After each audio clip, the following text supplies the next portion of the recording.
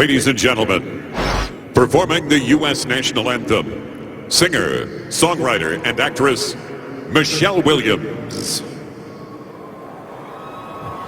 Oh, say, can you see by the dawn's early light what so proudly we hailed at the twilight's last gleaming, whose broad stripes and bright stars through the perilous fight o'er the ramparts we watched were so gallantly streaming, and the rocket's red glare, the bombs bursting in air, gave proof through the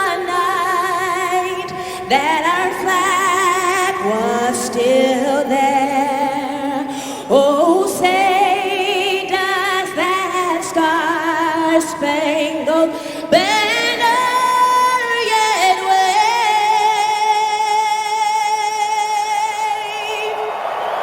o'er the land of the free and the home of the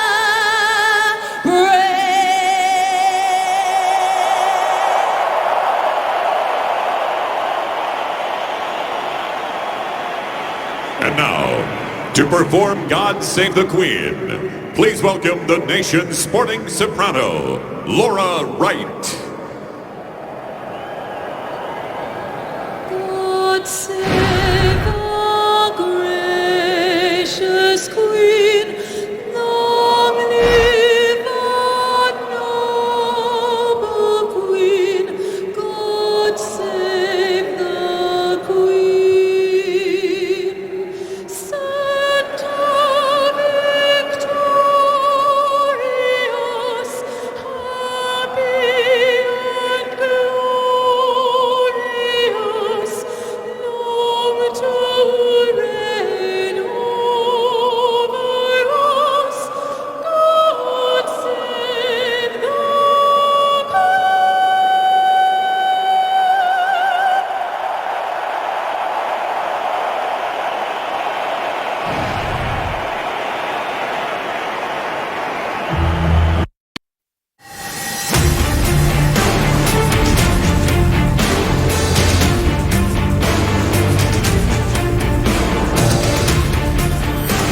What a night here in London. The 11th NFL regular season game here at Wembley. 48 degrees, clear skies. Before we get started, down to the pitch. And Tony Romo.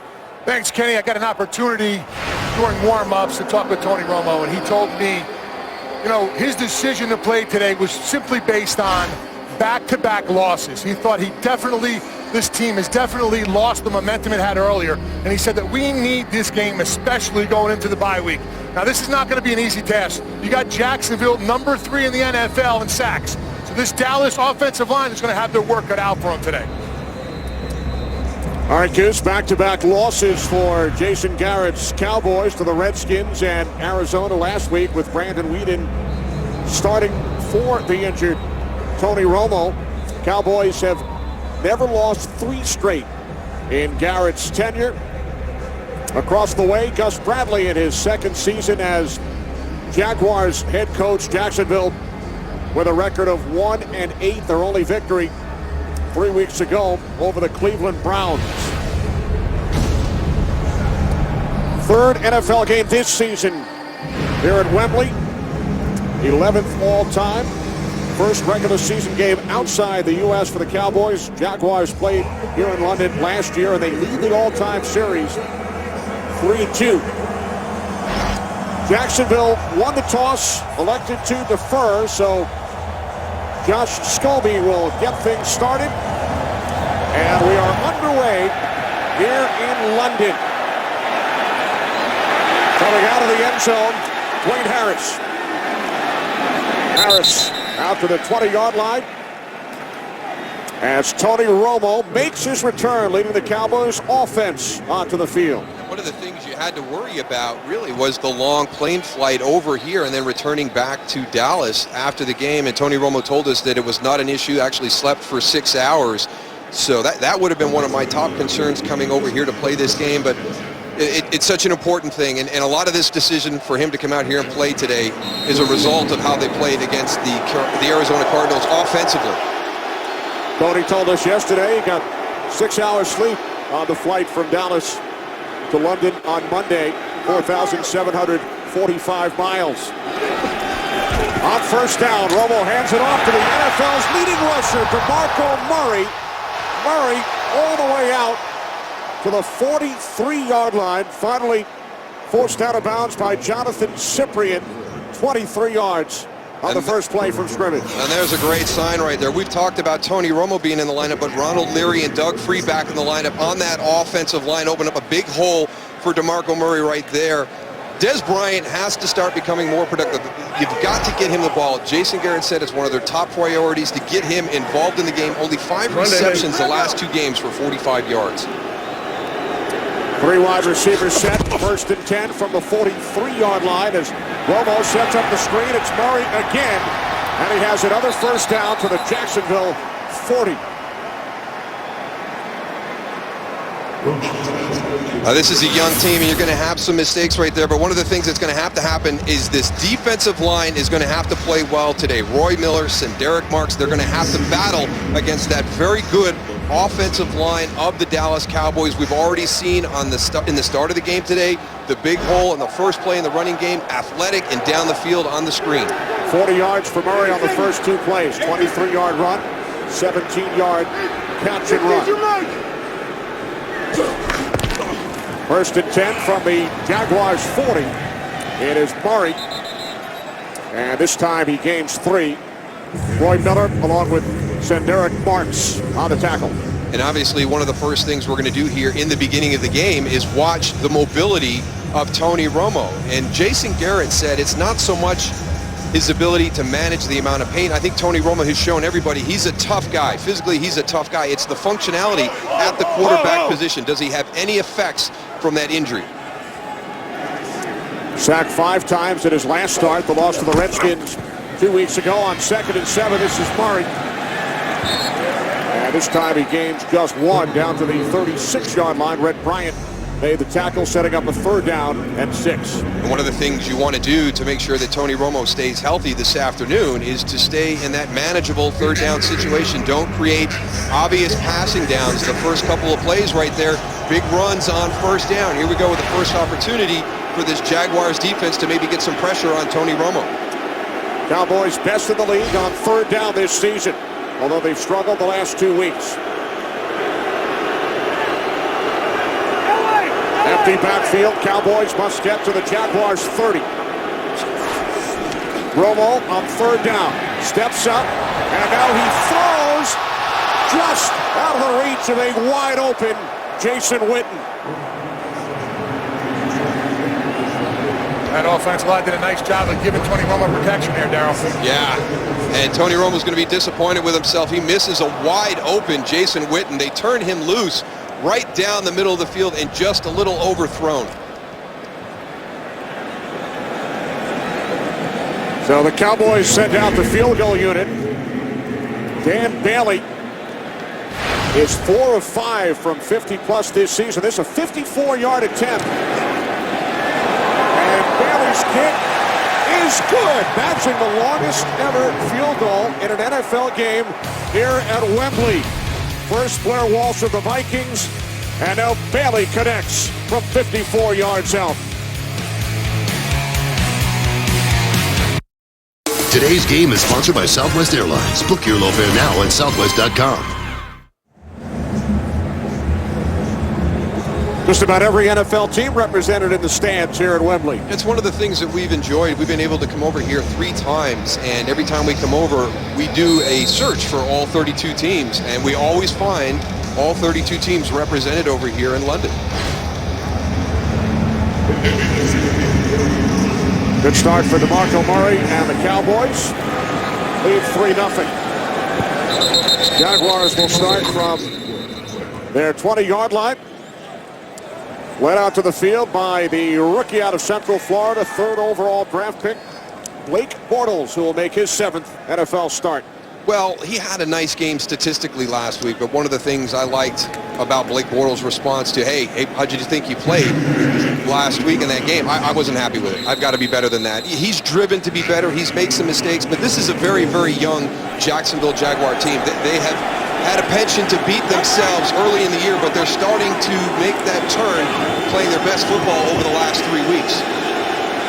Denard Robinson coming off 3 big weeks in the backfield off the fake to Robinson. Bortles completes his first pass. It's the tight end Clay Harbor, dragged out of bounds by J.J. Wilcox, gain of 5. And one of the things that's going to have to happen today for the Jacksonville Jaguars is this offensive line is going to have to open some running lanes for Denard Robinson. And Denard Robinson is only second to DeMarco Murray over the last 3 weeks in rushing yards. So it's been a big part of their game to jumpstart this offense. Back-to-back 100-yard games with a 94 for Robinson last week against the Bengals. On 2nd and 5, this is Robinson, the former quarterback at the University of Michigan, out for the 27. Anthony Hitchens, the tackle, 3rd down and 3. Anthony Hitchens making the tackle there, but Rolando McClain is in the lineup this afternoon, and that's a big deal for the Dallas Cowboys defense. If there's a playmaker on the defensive side of the ball, it's going to be Rolando McClain. Anthony Hitchens gets the start of the inside, but he is there. We'll see if the Jaguars can challenge the Dallas Cowboys at that linebacker level. Dallas without offensive end Tyrone Crawford. Empty backfield, 3rd down and 3. Toby Gerhart split wide to the left. And a big hit is made by Bruce Carter on Allen Robinson. Very good physical hit on the outside. Jeff Heath, no.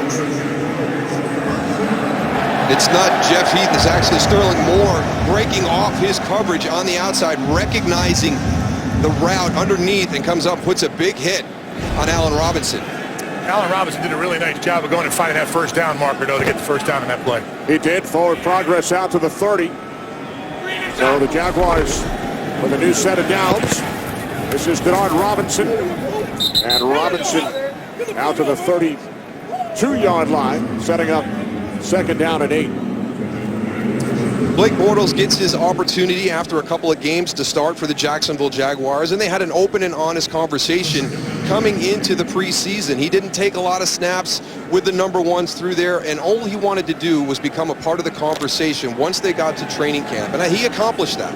And the coaching staff took a look at it. You get to a certain point of the season where you have to make that change with Chad Henne, and you feel it's time for young Blake Bortles to take the reins. That is start of the first 3 games. Jaguars lost all 3. Bortles on 2nd down, complete into Cowboys territory. It is Cecil Shorts who takes it to the Dallas 44-yard line, a 24-yard completion. A big play right down into the middle of the field for Blake Bortles. The linebackers bite. It opens up that throwing lane over the top. Sterling Moore trailing in coverage.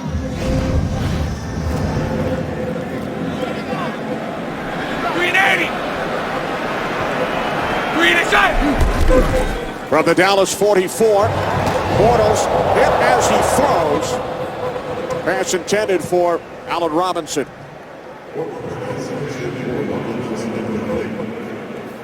Little zone blitz off to the right side for the Dallas Cowboys. Picked up really well by that offense.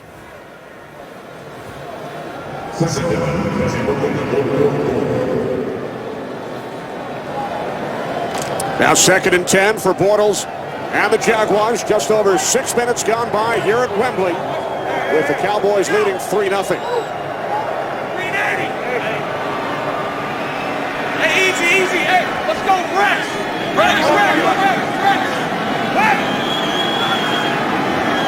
And now Bortles calls timeout with the play clock all the way down to 1.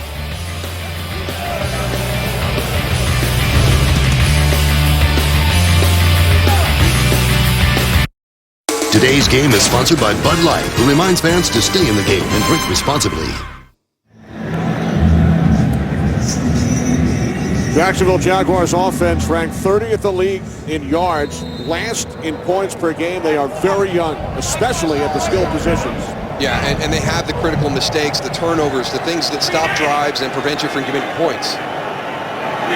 Two tight end set, 2nd and 10 from the 44-yard line. This is Denard Robinson. And he picks up 4 down to the Cowboys 40, setting up 3rd down and 6. But what a good story Denard Robinson is. You know, you're talking about, you know, the all-time leader in rushing yards in the college game, and you draft him, and you're trying to figure out what role he's going to do. You're going to bring him in as a kickoff returner, maybe some wild card packages or a slot receiver, and all of a sudden you start to see that explosive capability in the running game. He puts on some weight, and now he's become your big runner. Over 4,400 yards on the ground, most ever by a collegiate quarterback. And now the Cowboys use their first timeout.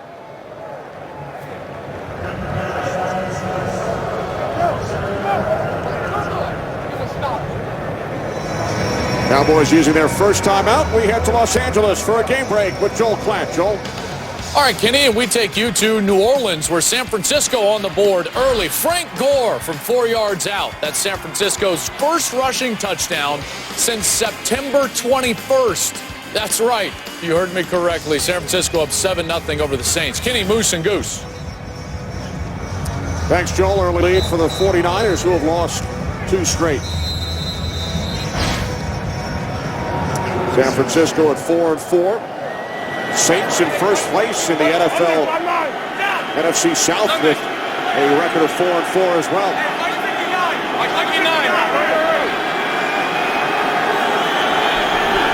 3rd down and 6.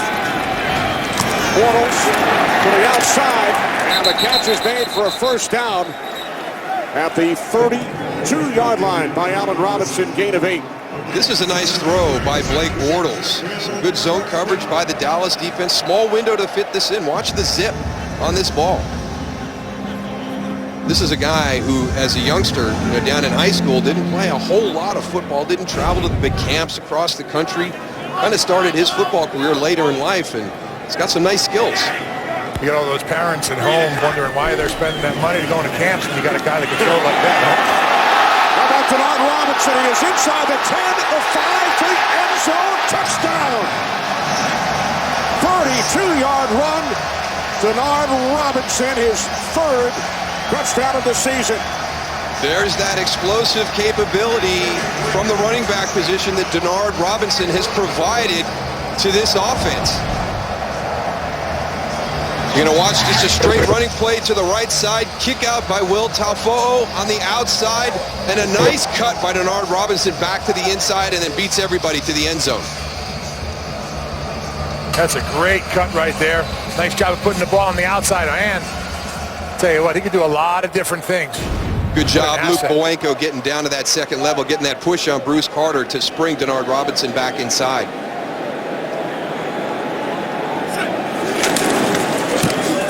Josh Scobie adds the extra point. So an 80-yard drive by the Jaguars. Robinson to the end zone. 7-3 Jacksonville. Today's game on Fox is sponsored by Ford. Beautiful things happen when you go further. By K Jewelers. Every kiss begins with K. And by Geico. 15 minutes could save you 15% or more on car insurance.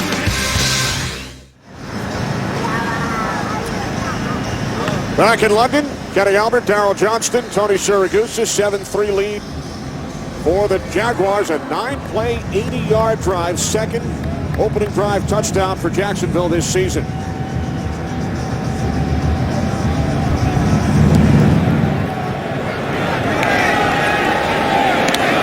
Dwayne Harris takes a knee. Cowboys will start at their 20 following the 32-yard touchdown run by the Jaguars' Denard Robinson.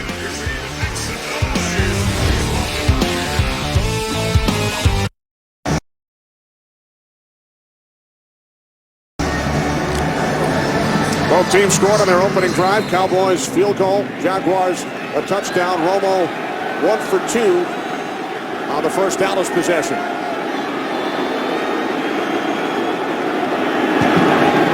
Cowboys start from their 20, off the fake to Murray. Romo goes across the field, and Murray takes it out to the 24.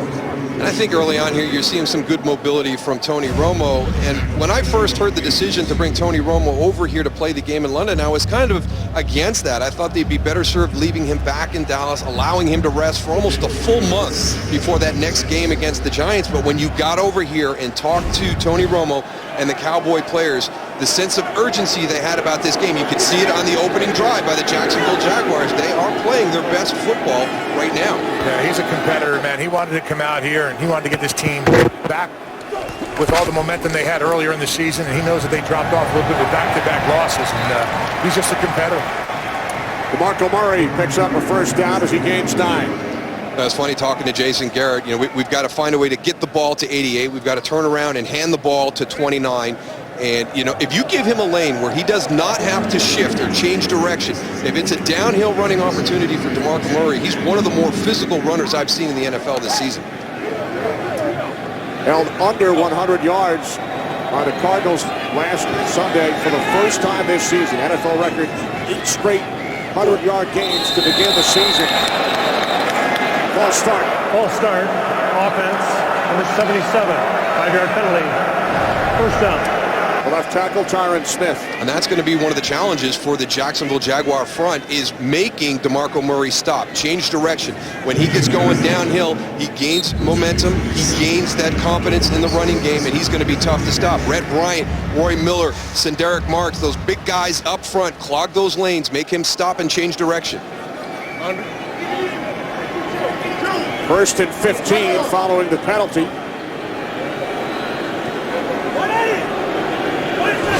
From the 27, Romo, complete to Witten.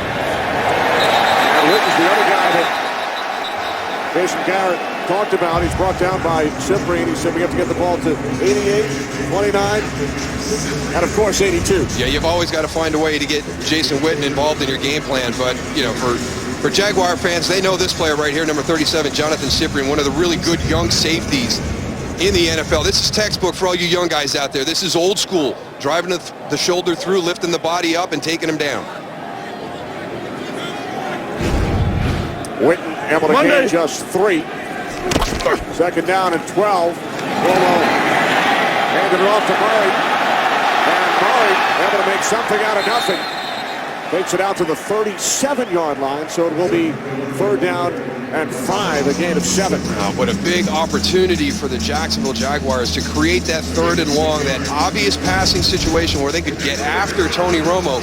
But again, the strength of DeMarco Murray to break Chris Clements' tackle right there and then spin to the outside. And again, watch at the end. Just watch how physical he is when he's finishing those runs. Murray replaced by Joseph Randall. Witten shifting, third down and 5. Shallow. Cowboys must get to the 42.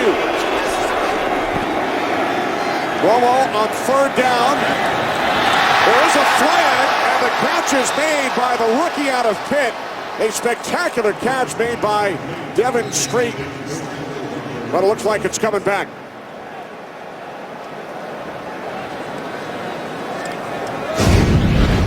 You're going to watch at the top of this route. Devin Street's going to create separation. Offense. Number 15. 10-yard penalty. Replay. Third down. He uses his hands to create separation to complete the catch. So the offensive pass interference call on Street. Second Cowboys penalty during this possession. It is now third down and 16. Missed opportunities by this Dallas Cowboy team. Witten over the middle, the overthrow by Tony Romo, and then that penalty right there. Now Lance Dunbar on the backfield. Third down and 16 for Tony Romo and the Cowboys. On the screen, it's Dunbar. Cowboys will punt it away. Keldon Smith on the tackle for the Jaguars. And head coach Gus Bradley has done a nice job of really implementing what he wants to do on the defensive side of the ball right now. He comes from the Seattle Seahawks that great defense that they had. He was the man who was responsible for the construction of that defense that the Seahawks rode to the Super Bowl last year. First punt of the game, and it's a good one from Chris Jones, forcing Ace Sanders all the way back to the 15, and the ball came loose. And the Cowboys have recovered. C.J. Spillman falls on it. These are the types of mistakes that have hurt the Jacksonville Jaguars through the first part of this season. We talked about their youth, and they seem to have these critical mistakes during the course of the game. Ace Sanders just has to field this punt. He takes his eyes off. He feels Dwayne Harris, and he doesn't have the ball secure yet as he starts to look up to see where coverage is. And then C.J. Spillman over the top on the recovery. Jaguars commit their 20th turnover of the season. Only the Philadelphia Eagles have committed more.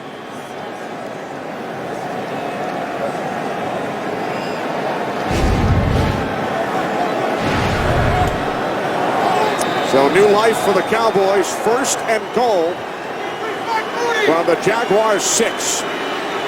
Dez Bryant at the top of your screen. See if he pulls man-to-man coverage here. Romo hands it off. This is Murray, and he spins all the way down inside the 2. Brought down by Avery Jones. That's one of the big things that this offense has created this season. The ability to run the ball inside the red zone, in my opinion, one of the most important things. It's such a challenge to produce touchdowns. Once you get inside the 20-yard line, the advantage goes to the defense. You've got to have that strong running game to have repeated success in the red zone scoring touchdowns. 3 receivers set. Cole Beasley slot to the right. Dez Bryant, bottom of your screen to the left. Play clock at 2. Cowboys get the snap away. Romo end zone. Looking for Bryant. Demetrius McCray on the coverage. A lot of people would probably get a little bit nervous one-on-one down in the red zone against Dez Bryant, but not Demetrius McCray. He was hoping that A.J. Green was going to play for the Cincinnati Bengals earlier this season.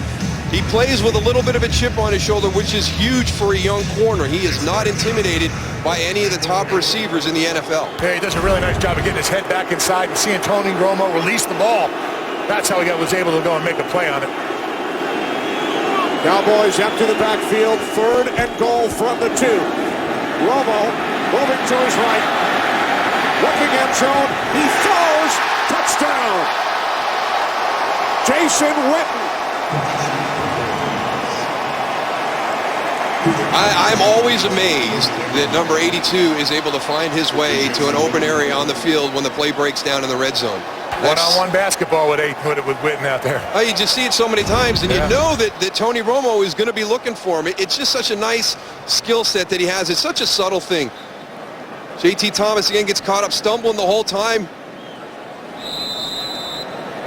Number 82. You got to know where number 82 is once you get inside the red zone, especially when that play breaks down. He just finds a way. 3rd touchdown of the season for the 9-time Pro Bowler Jason Witten. Bailey adds the extra point. Cowboys capitalize on the special teams turnover committed by the Jaguars.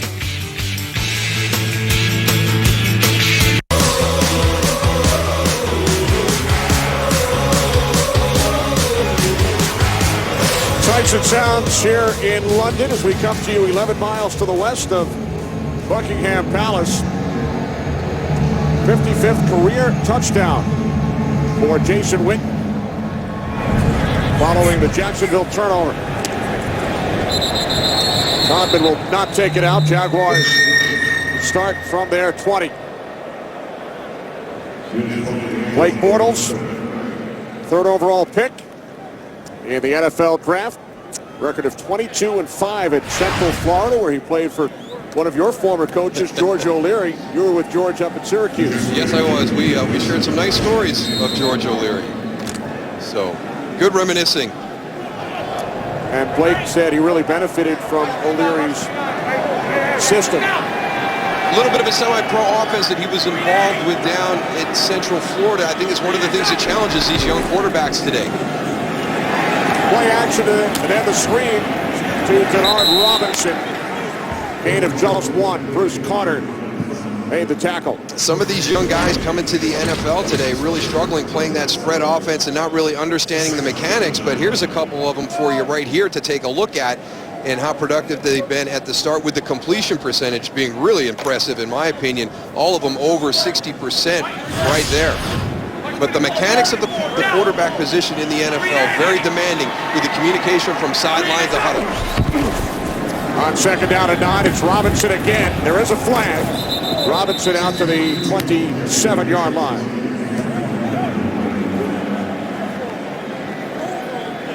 Holding. Offense. Number 86. 10-yard penalty. Replay. 2nd down. That's on the tight end, Clay Harbor. We check in with Joel Klatt. Joel? All right, Kenny, let's go up to Detroit. And, of course, Megatron has missed 3 straight games, but he's back. Matthew Stafford, 49 yards to Calvin Johnson. Detroit with a 10-0 lead over Miami early. Back to London, Kenny, Moose and Goose. Thanks, Joel. Lions with a big win in this stadium 2 weeks ago. Oh, tremendous comeback, down 21-0 to the Atlanta Falcons. Come all the way back to get that victory, 22-21.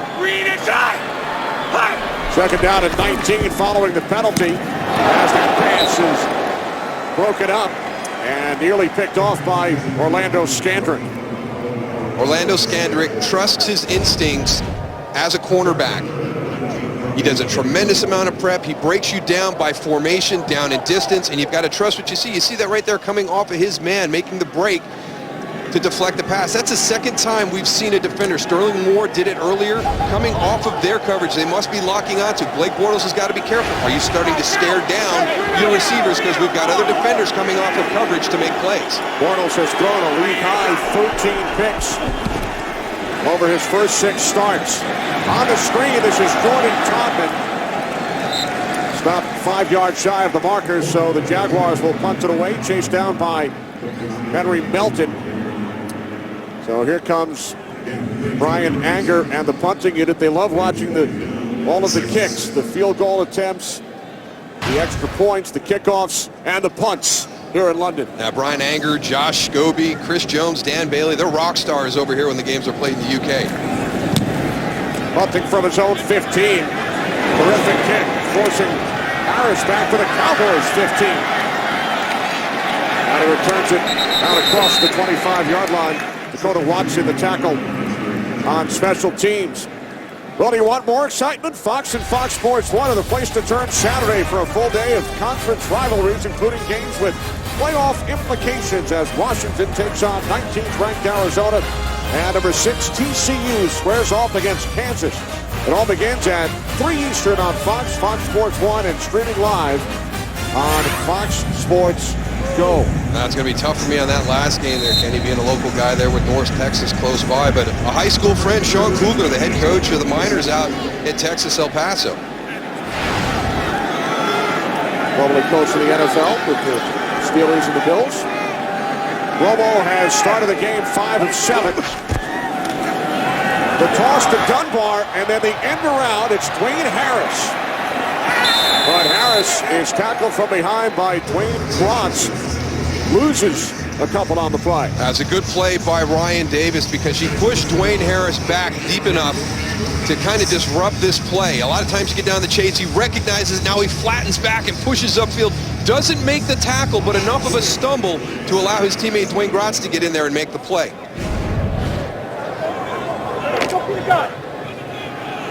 Time winding down in this first quarter here at Wembley.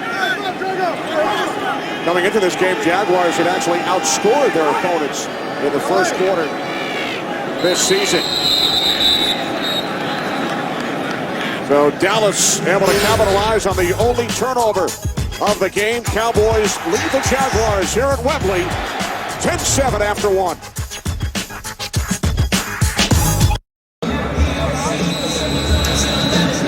Welcome back. Dallas Cowboys lead the Jacksonville Jaguars 10-7 as we get set to start the second quarter here at Wembley, which opened in 2007 on the site of the original Wembley Stadium, built in 1923 and then demolished 11 years ago.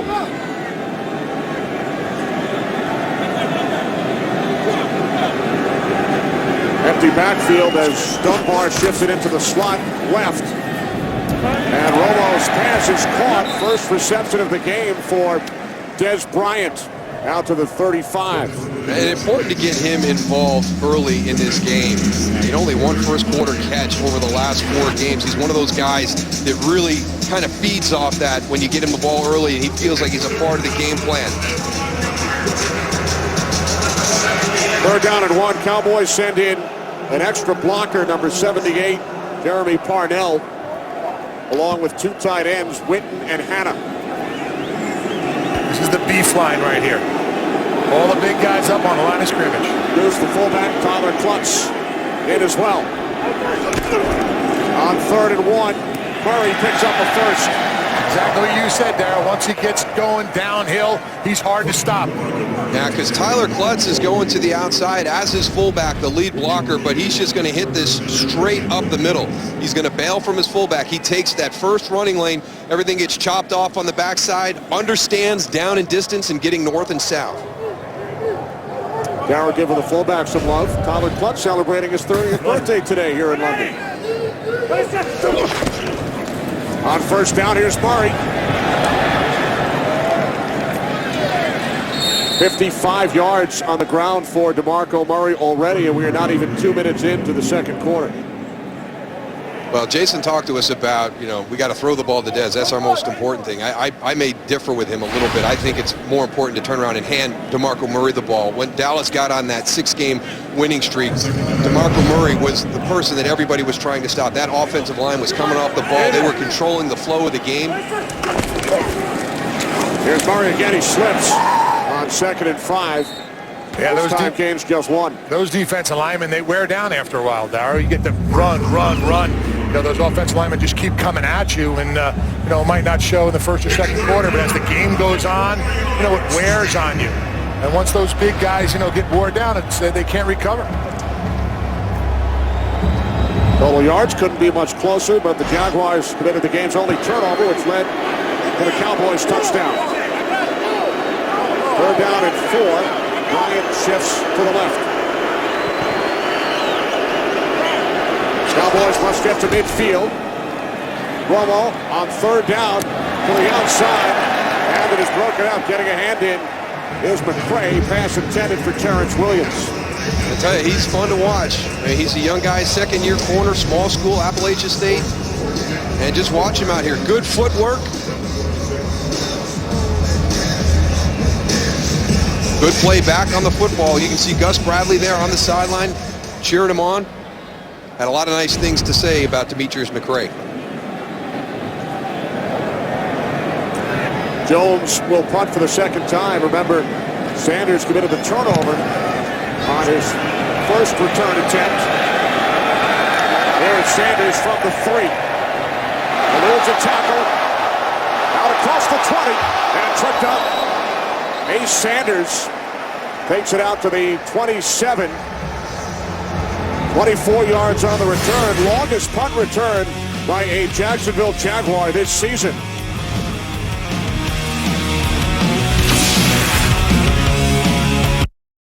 Today's Game on Fox is sponsored by Chevrolet.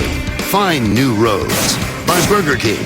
For a limited time, get 10 chicken nuggets for just $1.49. And by Exodus Gods and Kings, December 12th, only in theaters. We all had some fun on the London Eye this week.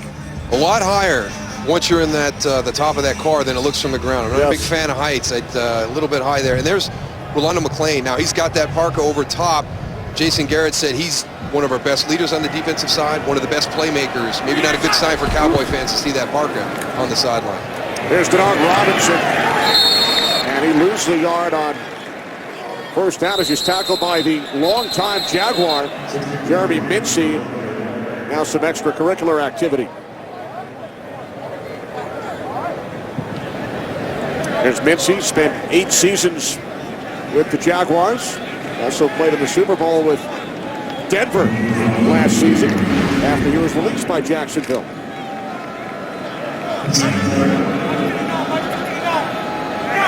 Second down and 11.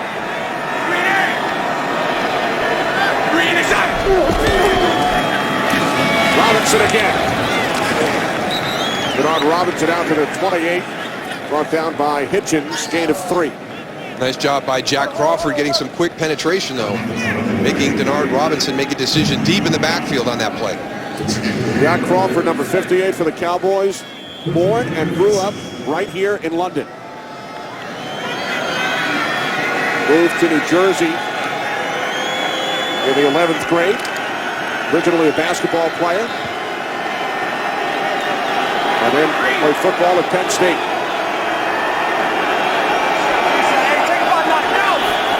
Third down and 8. Play clock is at 2. And Bortles is forced to use the second Jacksonville timeout of this first half.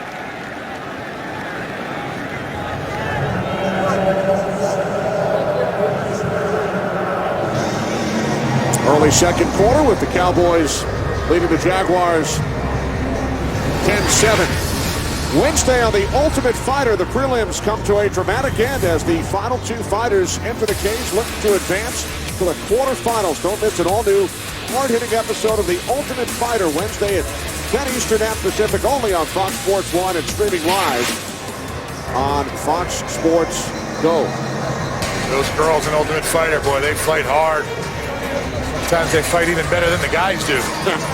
They are mad. You know, Goose will be tuning in. Absolutely. Third down and 7 for Bortles and the Jaguars following the timeout. Jacksonville must get to the 36-yard line. Pressure on Bortles. Down he goes. It's the ex-Jaguar Mincy along with Barry Church. I like the change-up after the timeout. Dallas was showing blitz in the A-gaps. Blake Bortles calls timeout when they come back out.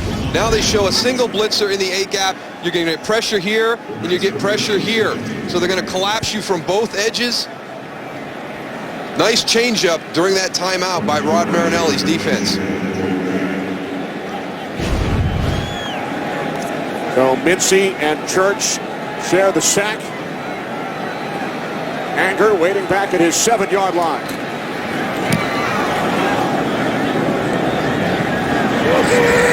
Taken by Harris at the 27.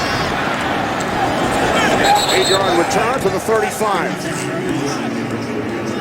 52-yard punt. The sack of Bortles, Mincy, and Church. Cowboys by 3.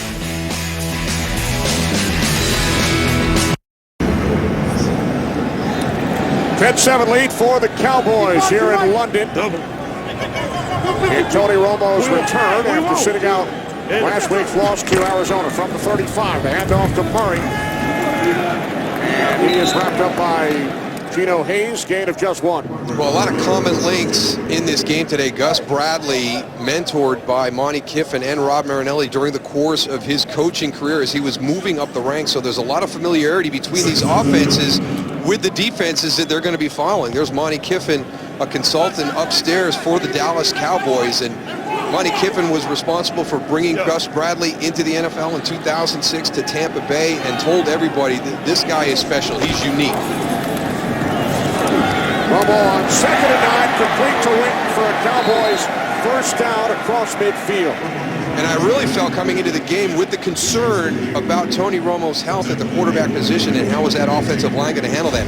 I watched Seattle-Dallas as I got ready to do the Seattle-St. Louis game. The Dallas offensive line dominated Seattle that day. They are very familiar with this defense. Tyron Smith, one of only for the 3rd time in the history of the NFL, NFC Offensive Player of the Week as an offensive lineman. That's how dominant that group was against that Seattle defense. Here's Murray on first down. And Murray inside the Jaguars 40 to the 37 as another Cowboys first down, a gain of 12. And they throw so many different ways to run the football at you. You can see inside, outside zone. You'll see old school power where you're pulling interior linemen, kicking out and wrapping around on the outside. And right there, another one. You've got offensive linemen shifting, moving to the outside, creating the running lane for DeMarco Murray. Balanced offensive attack. You mentioned earlier, Darryl, 2 offensive linemen return to the Cowboys starting lineup today. Left guard Ronald Leary and the right tackle Doug Free as Murray spins. And is brought down at the 34 by the ex-Seahawk Dez Bryant. To Los Angeles, Joel Klatt. Joel? All right, Kenny, let's go to New Orleans. One of the bright young stars in the league does it again. Brandon Cooks deep down the seam from Drew Brees. 31-yard TD. 14-10, 49ers still in the lead, but the Saints marching back to London. Kenny, Moose and Goose. Thanks, Joel. And coming into this game, Brandon Cooks and Allen Robinson of the Jaguars tied for the league lead in receptions by rookies this season, both having terrific years. Second down and 8 for the Cowboys. From the 35. Romo dumps it off to Bryant. And Dez Bryant has a first down and more. Inside the 10. The 5 still going. Touchdown. 35 yards. Romo to Bryant, who did the rest. Well, it all starts with protection up front, and the Jaguars are going to bring a blitz into the middle, handled perfectly by Travis Frederick and DeMarco Murray. Watch them clean up this cross blitz right here. Give Tony Romo the clean pocket. He finds Dez Bryant on the underneath route, and now this is just all Dez. He is so physical in the open field. Look at the run to get into the end zone. Runs through the entire Jaguar secondary. 40th time Romo and Bryant have combined on a touchdown in 4.5 seasons. 7th TD this season for Bryant. Cowboys lead by 10.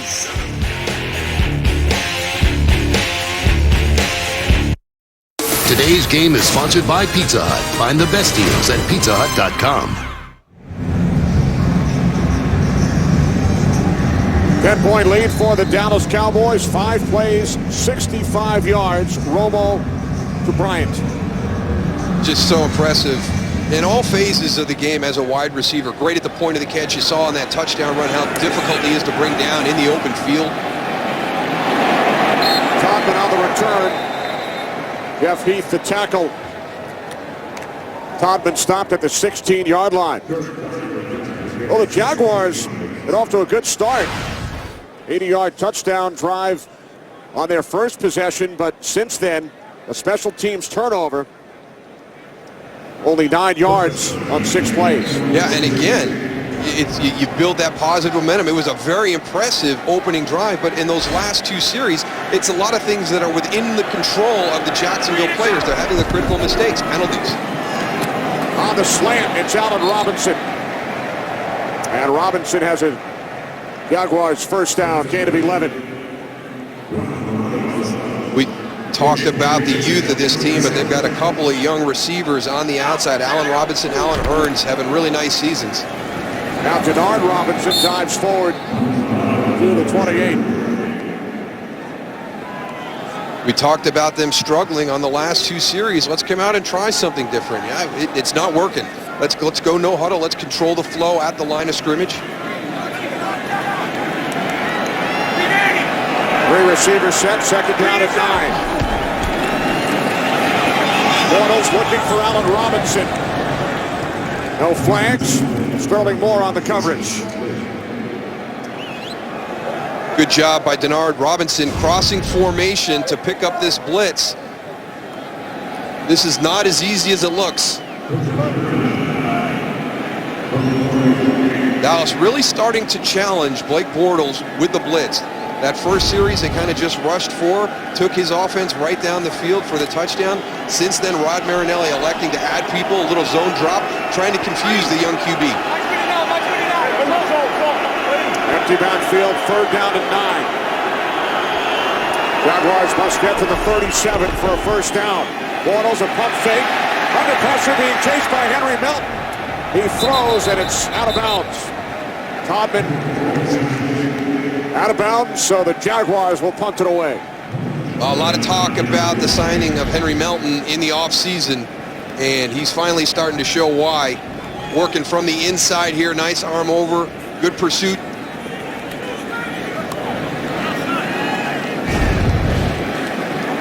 Anger back to punt for the 3rd time. Harris back deep for the Cowboys. Will lead by 10. Harris waiting, takes it out to 24. And it's brought down at the 29-yard line by Dakota Watson. 49-yard punt. 7 on the return. From Wembley, Cowboys lead by 10.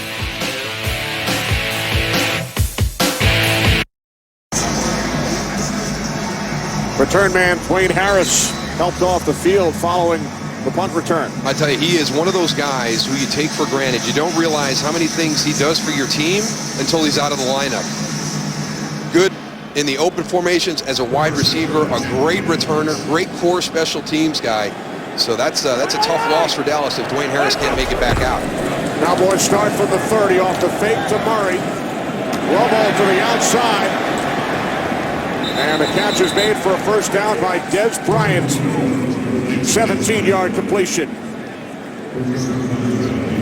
Nice route by Dez Bryant. Tremendous separation at the top of that route. And let's check back in on Tony Romo, see how the functionality of the quarterback position is. He has not shown any signs of the fractured transverse process being anything that's going to hinder him this afternoon. Well, that Jacksonville defensive line needs to find a way. The whole defense needs to find a way to put a little pressure and move him around the pocket, put a little pressure on him.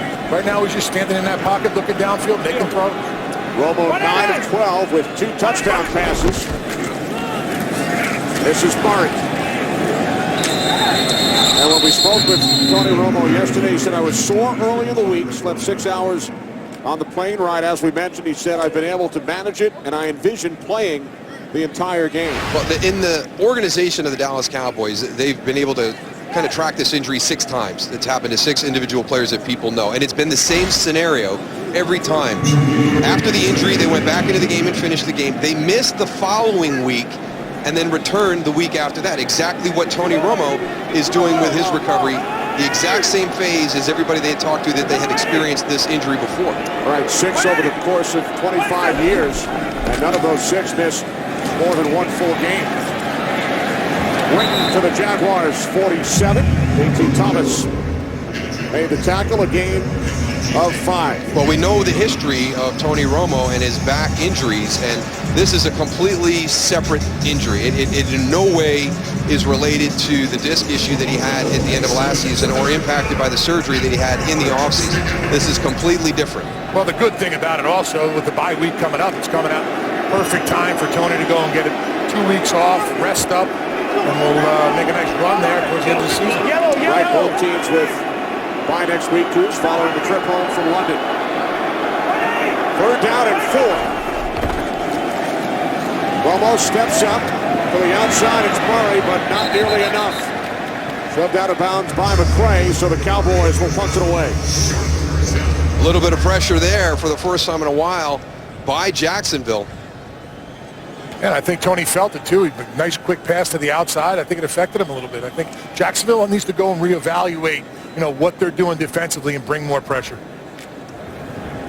You see Tyler Patman heading into the locker room. Patman with an intercepted return for a touchdown against Arizona last week. Fair count signal and caught by Sanders at the 12. Well, as part of the league's Salute to Service campaign, the NFL and the Royal British Legion have partnered in honor of Remembrance Day here in the UK to bid on authentic game-worn poppy items, with all proceeds benefiting the Royal British Legion. Visit NFL.com/auction. Today is Remembrance Sunday. In the UK, every year on the 2nd Sunday of November, it is observed. Nations at war back in World War I declared a truce effective at 11 a.m. on November 11th, 1918. 1 million British citizens were killed during World War I. On first down, it is Denard Robinson. The poppy became a symbol of loss during the war. It was one of the first flowers to bloom in the wastelands of World War I battlefields, and red color evokes the blood that was shed. And some impressive viewing of the poppies around London while we were here. Westminster Abbey was one, but the best one, the Towers of London, was just absolutely incredible.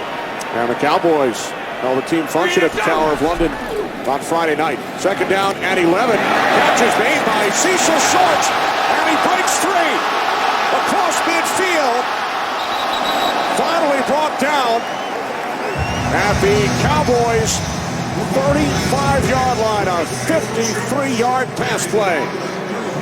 It's so critical to be able to rally and tackle, and you take a short completion and turn it into a long play. Brandon Carr goes for the deflection underneath.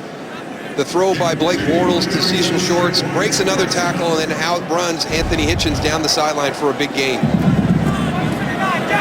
Longest reception this season by Shorts, 53 yards. From the Dallas 35, it's Robinson. Looks to cut it back inside. Ball comes loose.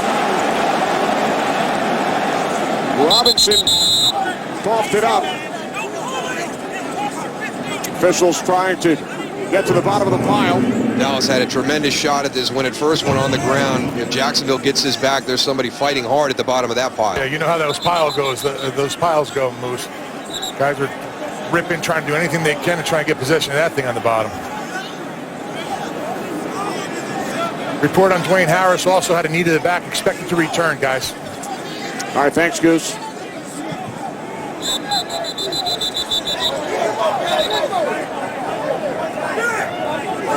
It is Cowboys football. Second Jaguars turnover.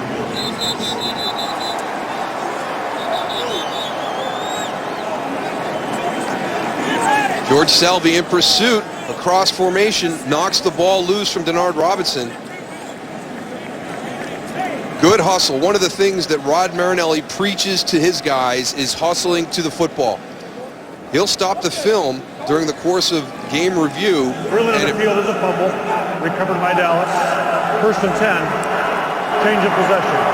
And if you don't show in that film, you get written down for a loaf. So you'll see this Dallas, one of the cornerstones of this Dallas defense is pursuit and hustle to the ball. Good things happen. You see there George Selby hustling down the line, punches it out. His teammates who are in pursuit as well, able to get the recovery. Barrett Church on the recovery. Rod Marinelli also brought in footballs on springs attached to the walls of the defensive meeting rooms at the Cowboys practice facility, and players have to tap that football and get their hands on the football, the defensive players, every time they walk by. Like punching the clock in and punching the clock out when you go to work.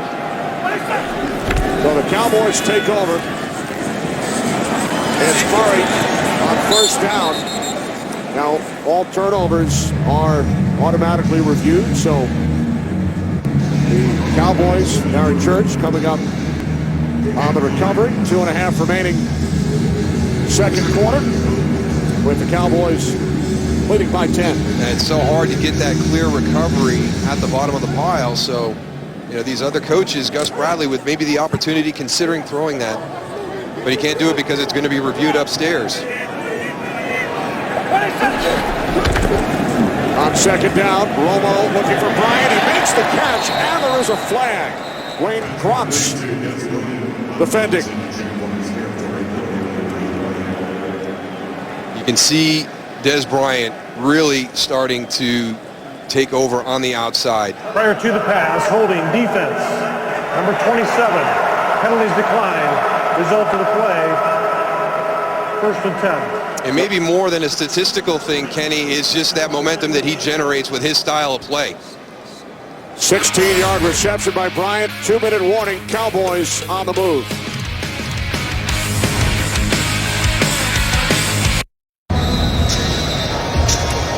Follow your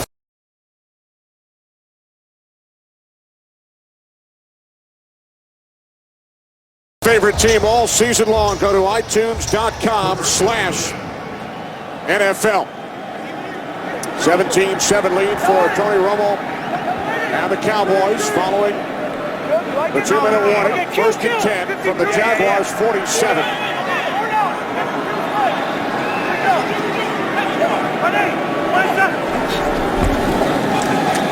Romo on 1st down, looking for Bryant again,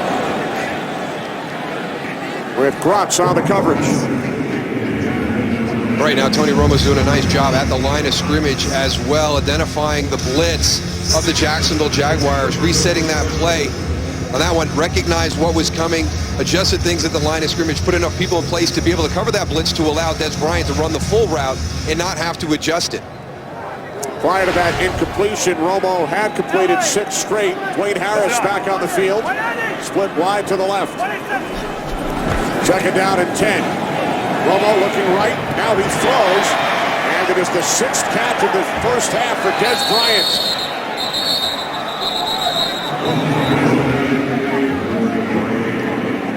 Talked about the performance of this offensive line against Seattle. On these twists, they do a tremendous job. Zach Martin recognizing they pass the game. It's called passing a game. You're going to bump. Guard tackle will bump as those defenders twist and they pass from one player to the other. Dallas does it very, very well. Cowboys with 2 timeouts. 1:20 to play in the half. As Romo is under pressure and then is knocked to the ground by Sherrod Martin. But a good job by Tony Romo in that situation, understanding where he is from a health standpoint here and not allowing the defender to be able to take him to the ground physically. Got a little bit of a shove at the end of that, but not nearly what it could have been if he tried to hold that ball and make something out of nothing. Yeah, Sherrod Martin comes with a little bit of a delay on the outside. I think if he would have just came right off the snap of the ball, he probably would have gotten Tony Romo's face a little bit earlier, could have had a sack. Now 2nd and 10. From the Jaguars 36. Play clock at 2. Romo over the middle. And the ball comes loose. Cole Beasley made the catch and then lost the football, and the Jaguars have recovered.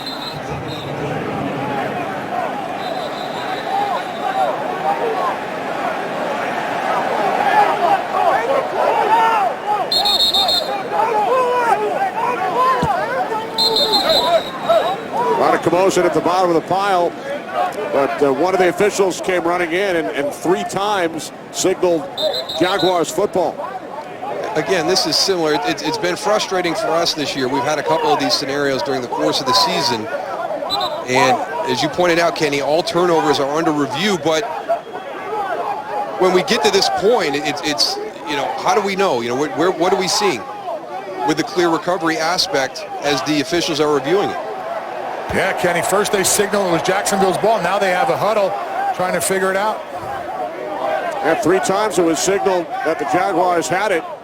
And we will check in with Mike Pereira in Los Angeles. Mike, what do you make of this? Well, I make a mess out of this. You know, you point one way and you end up with another decision, but here is the aspect of this play. We know it's a catch, we know it's a fumble, and then it goes into a scrum. You had an official come in and point one way, but they continued to dig, and then when they finally came up with the ball, then they signaled the other way. So the question's got to be, you know, did that first signal by that first official? By Jacksonville. Change of possession. All right, thanks, Mike. And you heard the announcement from the referee, John Parry. It will be Jaguars football.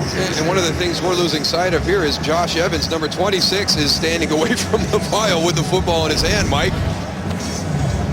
Yeah, and that's the issue here is, do you have a clear recovery? Do you see the ball before it goes into this pile, you know, in possession of the team? That's why none of these hardly ever get reversed, even though this is the new rule. You can review who recovers, but there has to be an absolute clear recovery prior to that. And in this one, there really isn't.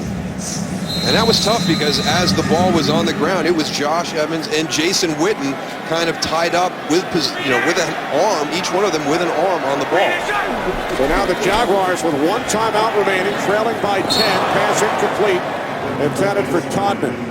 Well, let's not lose sight of a tremendous play by the Jaguar defense in that situation. You're on the verge of 20-7, 24-7 at halftime. And, you know, all to their own undoing with the turnovers that they have had here in the first half, the mistakes that they have committed here in the first half. So a great play by the Jaguars defense to force that turnover. 2nd and 10 from the 23.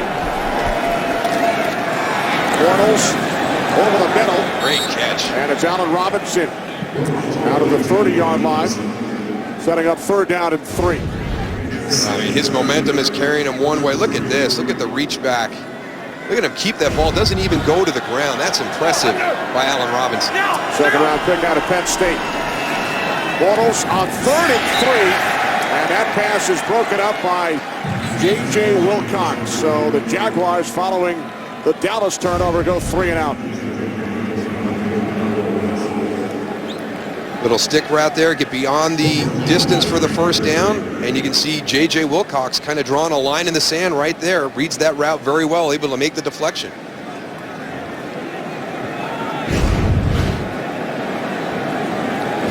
Wayne Harris shaken up on his last return. Re-entered the game on offense and is back deep for the Cowboys. Punt bounces out of bounds, so with 31 seconds remaining, we go to Fort Benning, Georgia to find out what's coming up at halftime. Coming up at half, we'll catch you up on all the highlights from the early games. Did Big Ben throw another 6 touchdowns? We'll find out at halftime. We look forward to it. The Maneuver Center, Fort Benning, Georgia.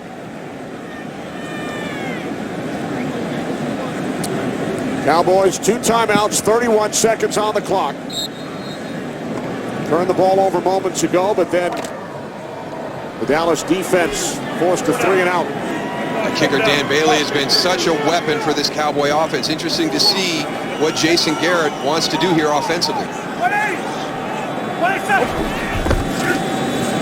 From the 32 on first down, Romo firing downfield for Bryant. He's got it. Dez Bryant inside the 15, the 10, to the end zone. Touchdown. 68 yards.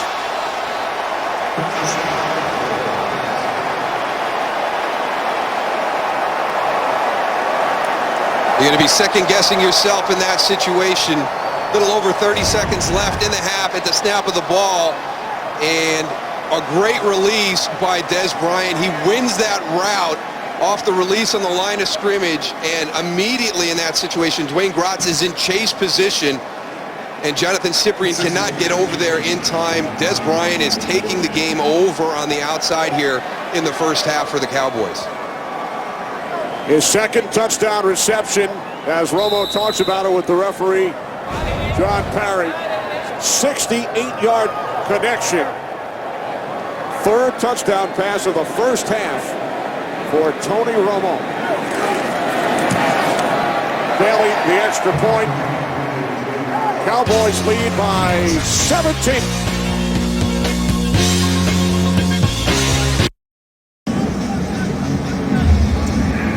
$159 yards for Dez Bryant, a first-half career high. And Darrell, you mentioned it earlier, only 5 receptions the last 2 weeks in the 2 losses to Washington and Arizona. And it's been a number of different ways they've helped Dez Bryant with releases, with motion and bunch and stacks.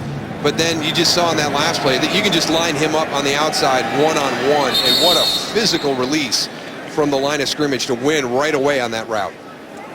Ryan Davis returned the short kick. 16 seconds on the clock. Bryant with 7 receptions, 2 touchdowns, both in the second quarter. A 35-yard touchdown pass and then a 68. How about him? The Dallas Cowboys have extended to a 17-point lead. Earlier in the week, he said he felt good. He didn't know what it was. He didn't know if it was the air over here in London or what, but he felt like he had a ton of energy. He showed he wasn't making up a story. Codman on the carry. Well, Dez Bryant celebrated a birthday here in London. Turned 26 years of age on Tuesday. And he celebrates by scoring 2 touchdowns in the first half here at Wembley. To Los Angeles for the Visa halftime report. Kurt, take it away. Going down today. Oh, man. Inside the 10, the 5 to the end zone, touchdown. And Dez Bryant is a first down and more. Still going, touchdown.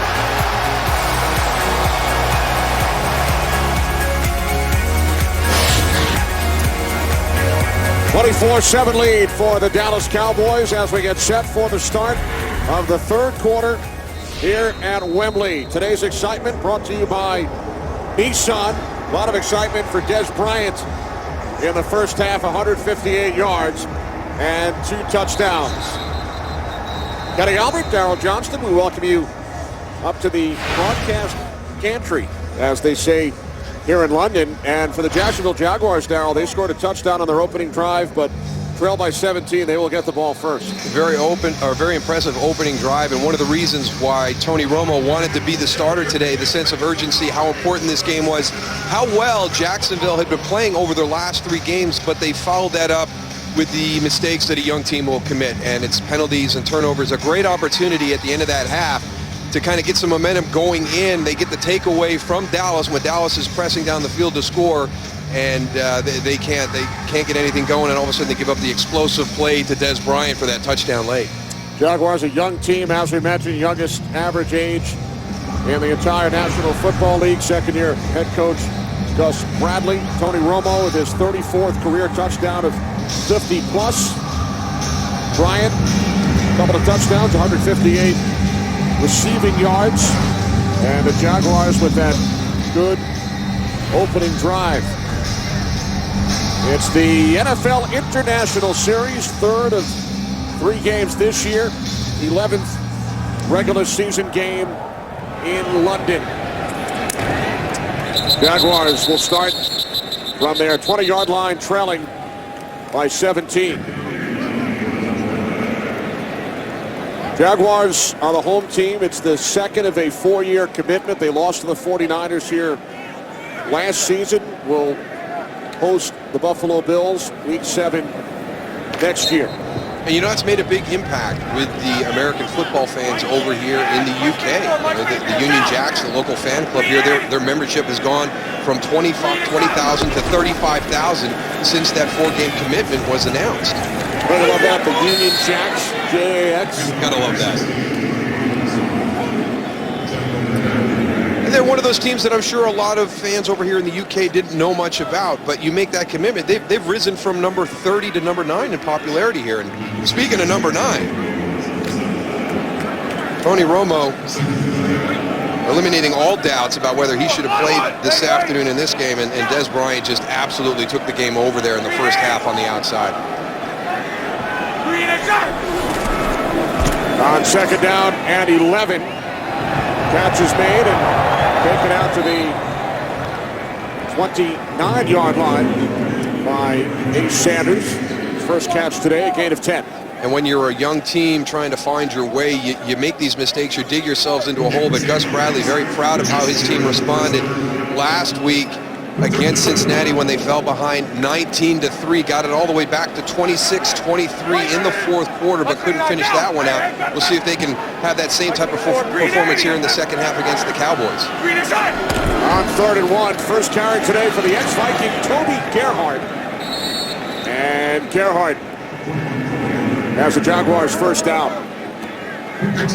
Well, guys, I got a chance to talk to Gus Bradley, and he challenged his players there at halftime.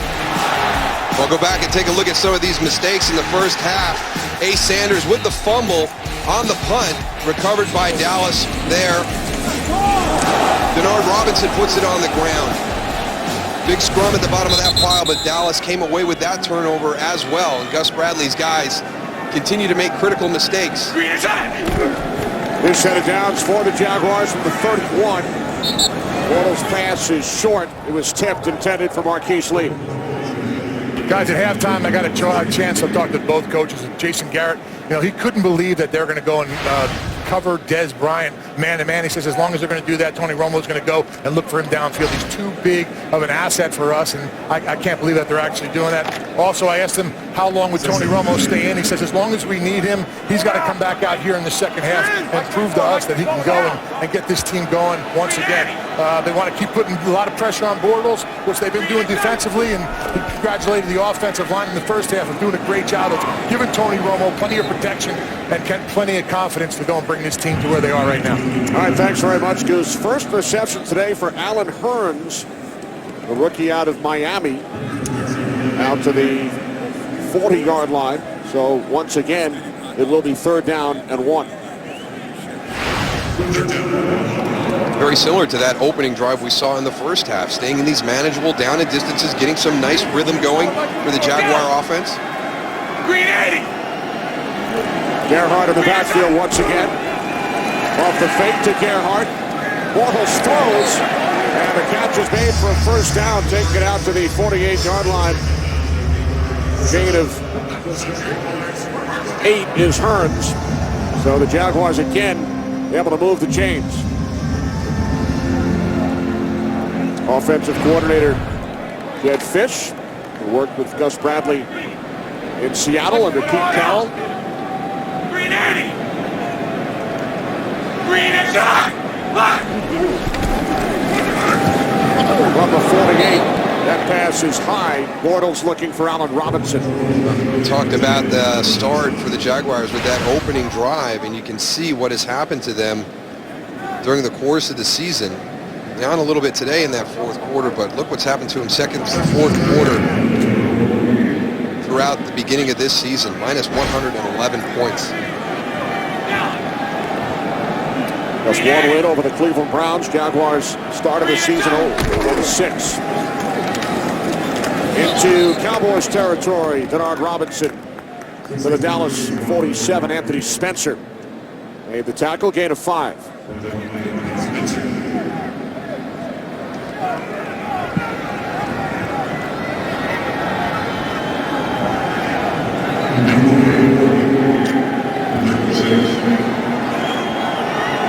Third down and 5. 9th play of the drive. Jaguars have already converted twice on third down on this drive.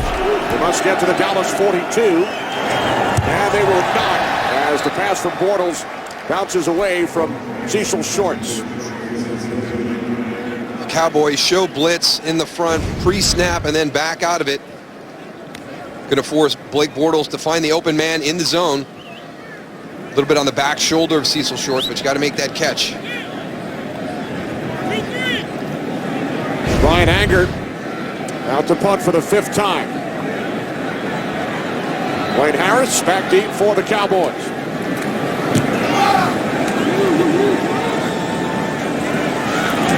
Fair catch called for by Harris at the 13. Cowboys by 17 here in London. Today's Game on Fox is sponsored by Southwest Airlines. Book your low fare now at southwest.com. By KFC, the world's best chicken. How do you KFC? By Visa Checkout, the easier way to pay online. And by the new Samsung Galaxy S5. The next big thing is here. Approaching 8 in the evening here in London. We welcome you back to Wembley. Worst starting field position of the day for the Cowboys from their own 13. As DeMarco Murray is bottled up on first down by Dakota Watson. Take a look at the offensive leaders for the Dallas Cowboys. No signs of that back bothering Tony Romo in the first half, but really the big key is the play of Dez Bryant on the outside, and I was surprised as well to see Jacksonville play one-on-one against Dez Bryant in certain situations in that first half with those 2 young corners. Here it is again, Darryl, on the outside to the right. Matched up with Wayne Bronx. Man-to-man coverage again. Romo on second down. It's gathered in by Murray. And Murray is able to take it out to the 19-yard line, setting up third down and 4.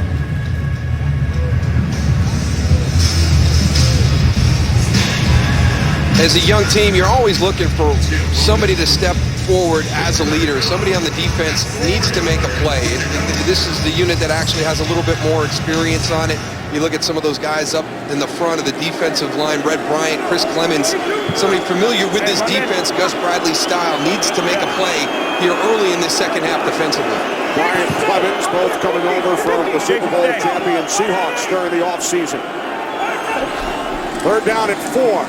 Romo steps up and throws wide open for a first down as the tight end, Gavin Escobar, only his 8th catch of the season. He gains 14. In that situation, you think Gavin Escobar might be the guy staying in to block, but they've got him spread out wide. It's actually Jason Witten who stays in to block, number 82.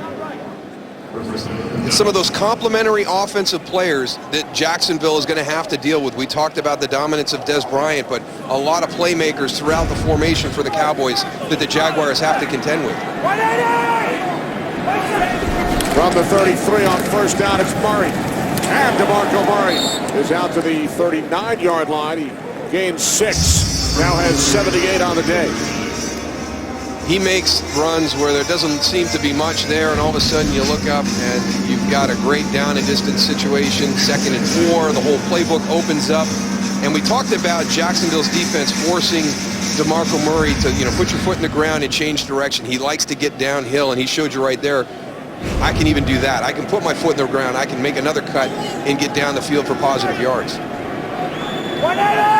2nd down and 4 from the 39. It's Murray again. Murray has a first down and more across midfield.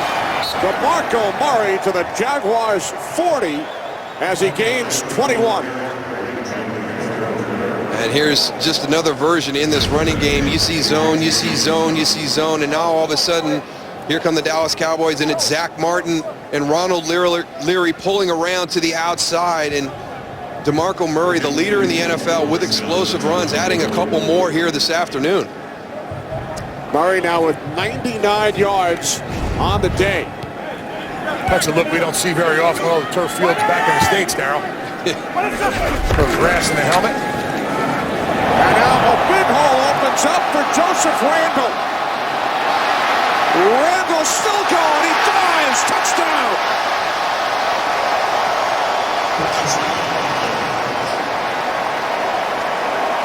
"40 yards, Randle into the end zone." There's just a great chemistry with Dallas's offensive line. And with Ronald Leary and Doug Free back in the lineup, he never changes his path. He never has to break stride. It's just a straight line. It's a tremendous job by that offensive line and the chemistry. I mean, he's 15, 18 yards into the secondary before he has to change direction. How about Terrence Williams downfield making a block? Everybody's getting involved on this offense for the Dallas Cowboys. Longest career run for Randle, his first touchdown this season. Last 3 Cowboys scores have been 35 yards or longer. Bryant twice, now Randle. Bailey the extra point. Tony Romo celebrates. His Cowboys now lead 31-7.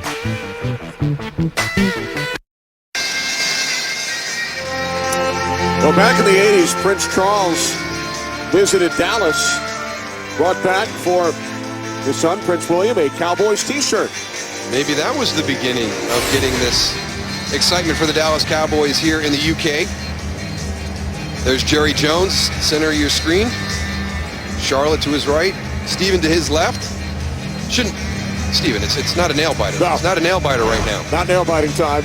Up by 24.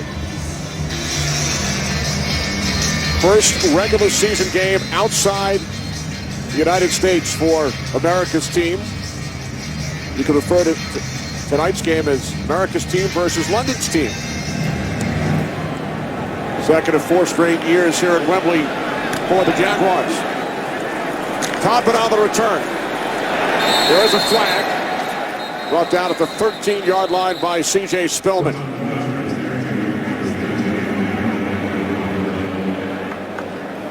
It's going to end up in tough starting field position if it goes against the Jaguars. During the return, holding.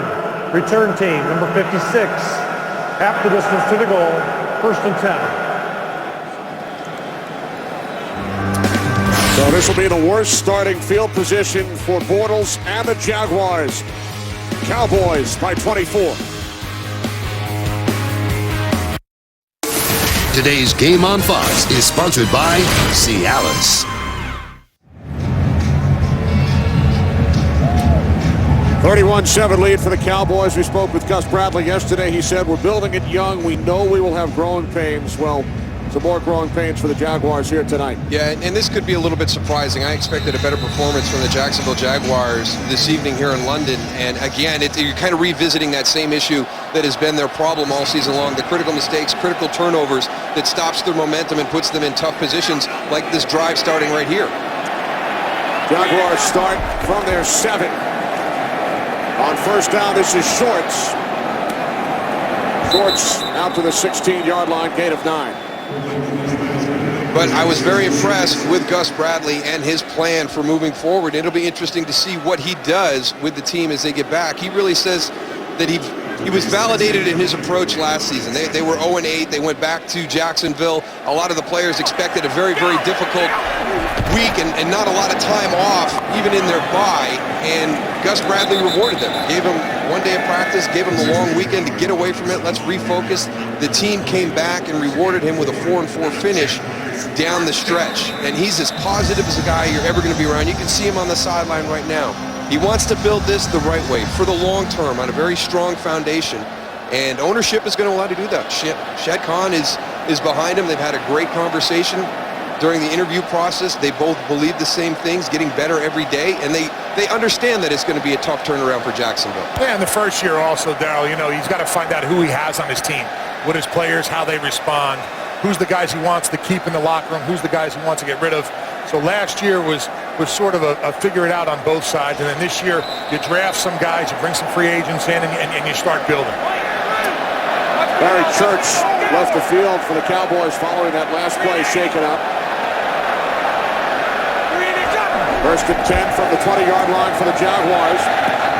Pass could not be handled by Alan Hearns, and you mentioned that bye week last year. Jaguars starting 0-8. The 8th loss was here at Wembley at the hands of the 49ers, and Jacksonville would go on to win 4 of their next 5 games. There's Church on the Dallas sidelines. There it is. There it is. I heard it coming. I thought it was a freight train down here on the field, guys. I haven't seen the wave in 10 years. You take the part, Goose? I'm trying. Bortles on 2nd and 10. He swings it out to Denard Robinson.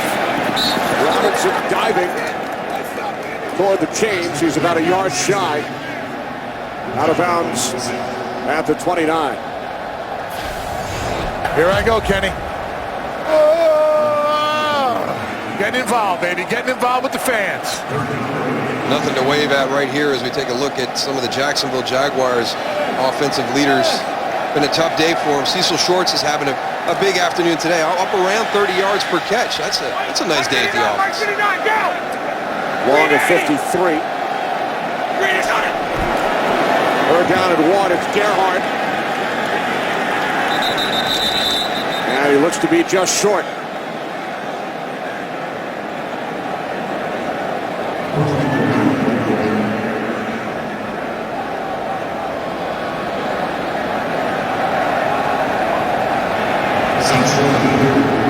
It's tough in those 3rd and short situations. I think a lot of times you're going to go with the bigger back, but sometimes it could be the shorter back. 4th down here, Jacksonville lining up for it. Going for it on 4th down. Gerhardt again. And a big push by the Cowboys front. The way the referees are coming in right now, he could be a little bit short. It looked like there was room to run. Pulling your Anthony Hitchens just left unblocked in the hole. Great job.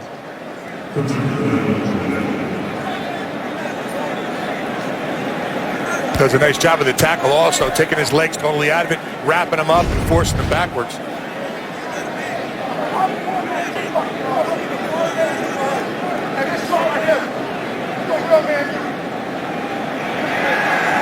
Gerhardt and the Jaguars stopped on 4th down. It will be Cowboys football when we return to Wembley. Big stop by Hitchens.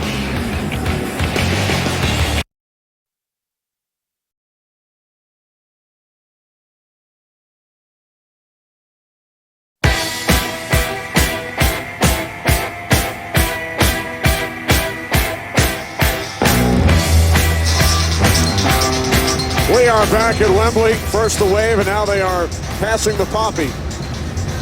Tell you what, these fans here in Wembley, they get involved in this game. They're having a great time.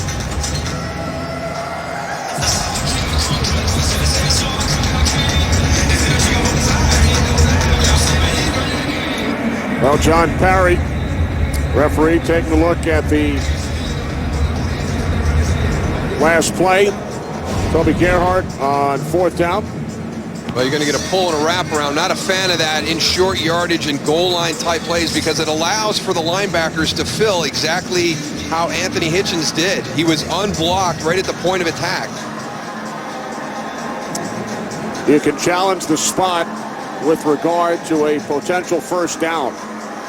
I think he was pretty close on that one. I think he touched that red line. You know what? It's going to stay as called, I think, Tony. You can make the argument that he was close, but he had it in the right hand as he got spun. That became the backward hand. But I think Gus has to challenge this. Here comes John Parry. Reviewing the play, the ruling on the field stands. It'll be 1st and 10 Dallas. Jacksonville is charged with their first team timeout. You're right, Darryl. You hardly ever see a challenge such as that one overturned. Yeah, it's so hard to get that clear, definitive picture that is going to make you change that play. So the Cowboys take over at the Jaguars 29.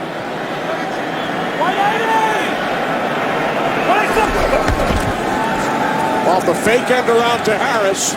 It's Romo to Jason Witten, who lost the football. That's something you don't see very often right there. Jason Witten, the ball right in his hands and him dropping it.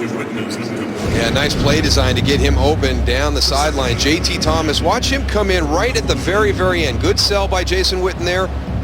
And right there, that little flash, you wonder if that just kind of caught his vision a little bit and distracted him. Are you covering for your buddy? I tell you, it's about the only thing that Dallas hasn't done well today. Tony Romo missed him on an easy touchdown throw early in the game, and then a big drop right there for Jason on that one. Yeah, he hit him right in his eyes. Here's DeMarco Murray. And he will stay at 99 yards for the moment. Chris Clemens, the tackle.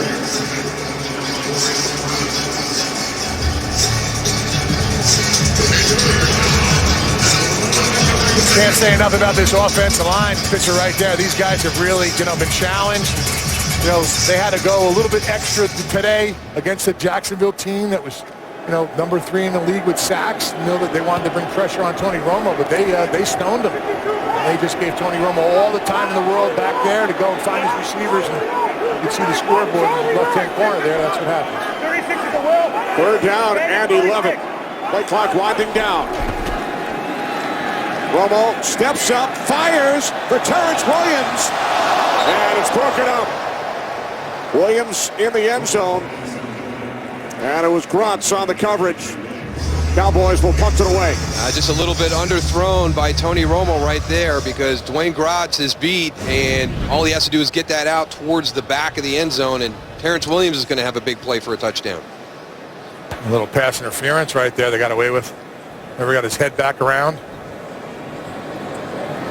So Dan Bailey, who hit a 54-yard field goal earlier, which matched an NFL record here at Wembley. This a 48-yard attempt. And Bailey's kick is short.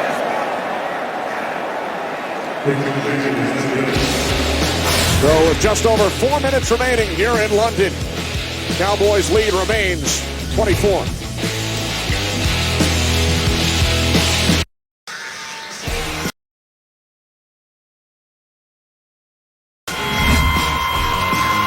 Back at Wembley, it's the 11th game played here, dating back to 2007. Giants and the Dolphins. One game in 2008, 9, 10, 11, and 12. Then 2 games last season and 3 this year. And 3 scheduled again next year with back-to-back games. I'm interested to see what the response is by the fans here in the UK. And as this spreads, we've got a lot of people traveling in here from around Europe to take part in the weekends where American football is played at Wembley. Lions with the big comeback. Went over the Falcons here 2 weeks ago. Jaguars in London for the 2nd straight year. 1st and 10 from the 38-yard line as Bortles is brought down by Anthony Spencer. Not a sack. He gained a yard on 1st down. So 3 more games here at Wembley. It was announced just a couple of days ago. Jets and Dolphins week 4. Then the back-to-back games. Bills, Jaguars, followed by Lions and Chiefs. Darryl, you played here in a preseason game with the Cowboys back in '93. The old Wembley Stadium. And that was the second of 2 preseason games the Cowboys played here in London. Pass broken up, intended for Hearns. And you guys faced the Detroit Lions that day. There is a flag as Hearns remains down.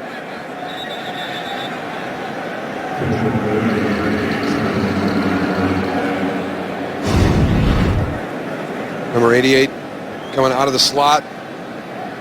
Anthony Hitchens coming in from the opposite side. You see what the flag was thrown on the other field.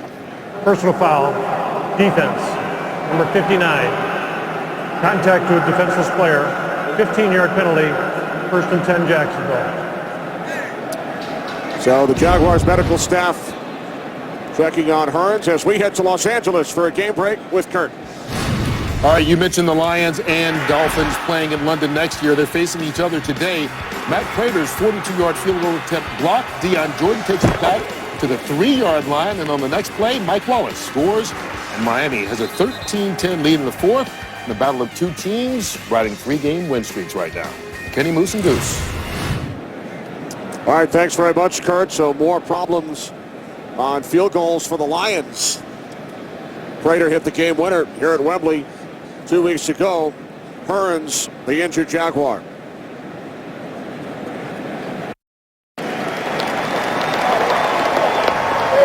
Good news to see Alan Hearns on his feet. Jaguar training staff and medical team still assessing the situation on the field. And coming out of the slots, you're going to run that in route. You're going to get your linebacker coming from the inside out position. And it happens such a bang play. You heard hit on the defenseless player. And Anthony Hitchens, you know, he's got his shoulder up in that area. I think he did a good job, Hitchens, of avoiding contact. It was just caught a little piece of that helmet there in the beginning. I don't think there was an intent to go high and to hurt by Anthony Hitchens at all. Hearns having a terrific rookie year. There were 34 wide receivers drafted. He was not one of them. Now Bortles steps up and slides down just inside the 45-yard line. And Dallas is doing a nice job this afternoon. There's been a few opportunities for Blake Bortles to break out of that pocket to try to make something happen with his feet. It was one of the big reasons why they were able to knock off Cleveland. Blake Bortles made some big runs in that game, and Dallas, every time he's tried to get something going, have been able to corral him. Mike's 59, down! Nick! Green 80! Green and shot! Second down at 9. Number 45, it's Denard Robinson. Robinson gains a couple to the 43. It's Hitchens on the tackle. Very impressed with his performance today. Remember, Rolando McClain is out of the lineup this afternoon. He's active today, but has not played at all. And Anthony Hitchens taking advantage of that opportunity in the middle, having another nice afternoon after leading the team in tackles last weekend against Arizona. Cowboys at the linebacker position, of course, lost Sean Lee prior to the start of the regular season without Justin Durant as well. 3rd down and 7. And down goes Bortles back at midfield. Well, the Jacksonville Jaguars have struggled a little bit in pass protection when Dallas has added the extra player. You're going to wiggle in here and then come on the blitz. You're going to drop out. You're looking at those A-gaps. Only one guy comes. You've got twisting linemen. So Rod Marinelli throwing a lot at this offensive line and the running backs in pass protection. First sack of the season for Brandon Carr.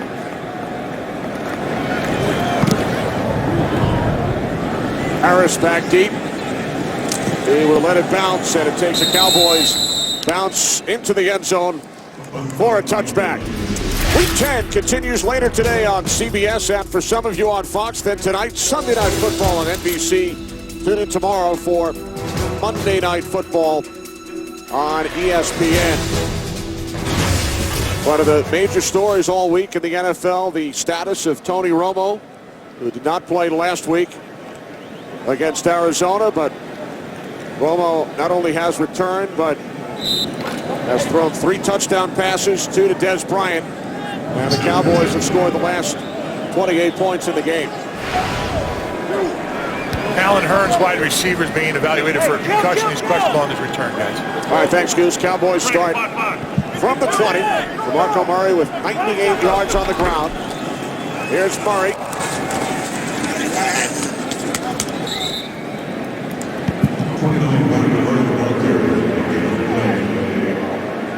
Second down and 10.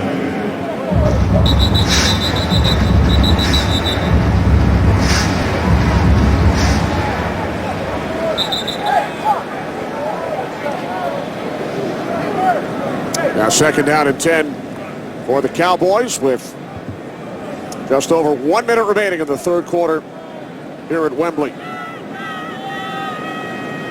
DeMarco Murray slow getting up, and they're walking back to the huddle now, taking him off, bringing Joseph Randle in.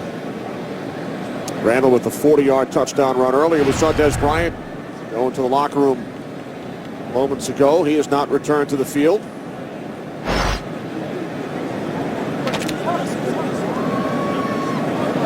So Murray to the sidelines. Randle in the backfield with the fullback Tyler Klutz. Escobar in motion, second down and 10. Hand off to Randle. Randle out to the 22-yard line. Roy Miller made the tackle. So first Bryant to the locker room, and now Murray shaken up 2 plays ago.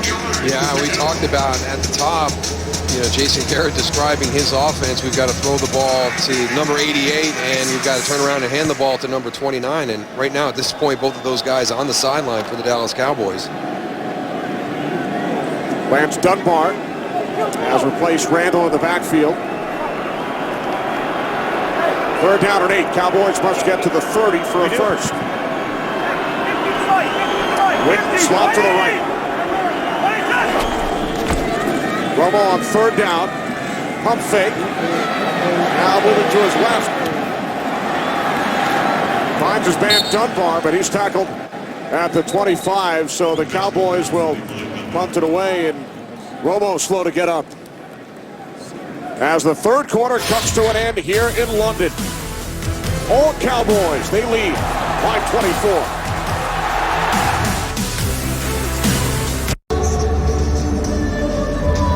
31-7 lead for the Cowboys. DeMarco Murray shaken up. A couple of plays back. Dez Bryant has returned from the locker room. He's riding the bike. Yeah, I think if you look at that situation, things look good for Dez Bryant. DeMarco Murray went through some concussion evaluation, and here's the other part of this equation is Tony Romo extending this a little bit. He's going to take a hit from Ryan Davis right in that same area where he has the fractures of the transverse process. So that would be your biggest concern for the Dallas Cowboys. Your big three right now, all a little bit banged up on the sideline. While we're doing injuries, wide receiver Alan Hearns is out, guys. Number 88 for Jacksonville. He'll be out.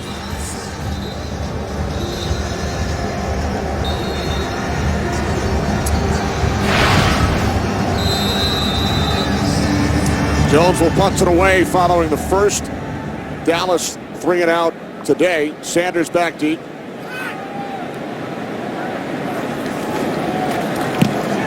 So we start the fourth quarter here in London. End over end kick. Taken out to 32 by Sanders.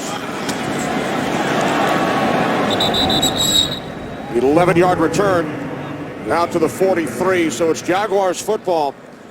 But if you're Jason Garrett, Darryl, you have to be thinking about how much longer Tony Romo stays in this game with a 24-point lead. Well, if it was important to come over here to London and win this game, and so much so that you're going to put Tony Romo into the starting lineup, now it's time to think about what's coming down the road the latter part of the season after this bye week. You've got Dez Bryant on the bike, DeMarco Murray going through concussion protocol, and your quarterback just took a hit in the same spot where he had those fractures of the transverse process. So I think they've accomplished what they set out to do. We actually joked with Tony Romo, would you come out of the game? And he says, well, if it's a big lead in the fourth quarter, say we're up 31-7, I have to think about getting off the field and letting Brandon Weeden get some snaps. So very prophetic in his prediction when we spoke with him on Saturday. And that was his actual line. He said 31-7. Bortles sacked for the third time. Ball comes loose. And it looks like the center, Luke Bowenko, has recovered. That Dallas Cowboy defense is just bringing pressure. Exactly what Jason Garrett said at halftime. They want to keep as much pressure on Bortles as possible. And you know what? You guys talking about Tony Romo and how long should keep him in. I think that, after that last hit, I watched him walk over to the sideline. It was very slow. I think it's time to really start considering taking him out. And how about the London native, Jack Crawford, coming up with the Cowboys sack? Here's Denard Robinson. Crawford, much sought after by the media here in London during the week. I mean, you come over here to London with the type of players and the notoriety that they have with Dallas, and Jack Crawford becomes one of your more sought-after guys, and really enjoyed his week here. And what a great opportunity, because he thought he had missed out on that, being drafted to the Raiders, and the game's coming back and forth here to London, and thought he'd missed out on his opportunity. And then the Dallas Cowboys pick him up, and he finds his way here. We're down at 13. This is Todman. And Todman is across midfield, but is stopped about a yard shy of the marker. Needed 13, gained 12. So Crawford with the sack. A couple of plays back. He attended City of London School. One of his classmates, Daniel Radcliffe of Harry Potter fame. He said they were friends, haven't spoken in many years. But apparently, Daniel was a big fantasy football player. Getting his inside information from Mr. Crawford. They have an eye on tonight's game. Jaguars again going forward on 4th down, nothing to lose at this point. Well, as big as Blake Bortles is, if you don't cover up that center, it's a great opportunity for him. He's got to have a little bit better feel for that center coming off that block and keep his feet a little longer, not make that such a difficult spot. It's tough for these young quarterbacks. They're not used to being up under center, Darryl. That's right.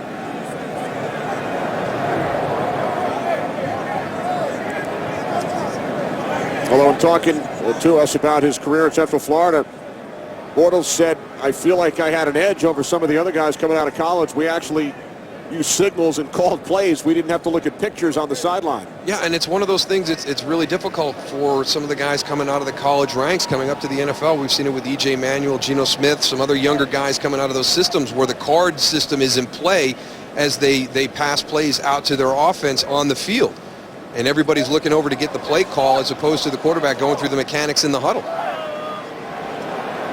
He made that a little bit closer than he needed to be. He'll get a better feel for that because Luke Bowanko had to come off and go right to his left to get that block. And, you expect to lean a little bit on your center, and then all of a sudden he's gone.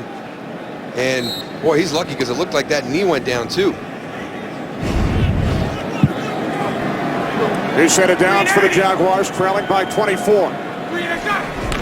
From the Dallas 47-yard line, Bortles rolling right, being chased by Mincy.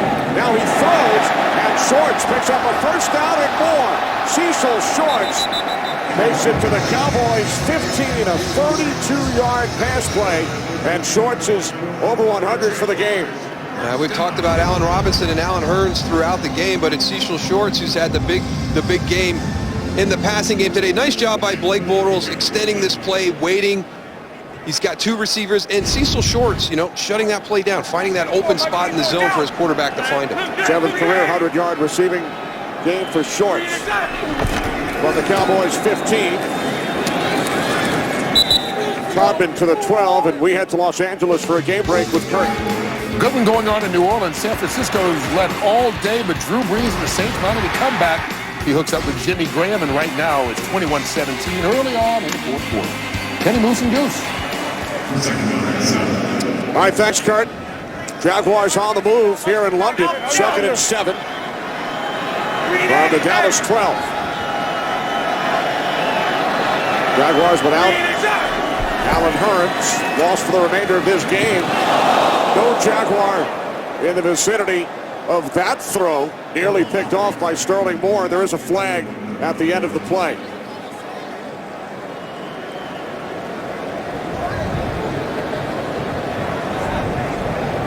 Marquise Lee really pleading his case.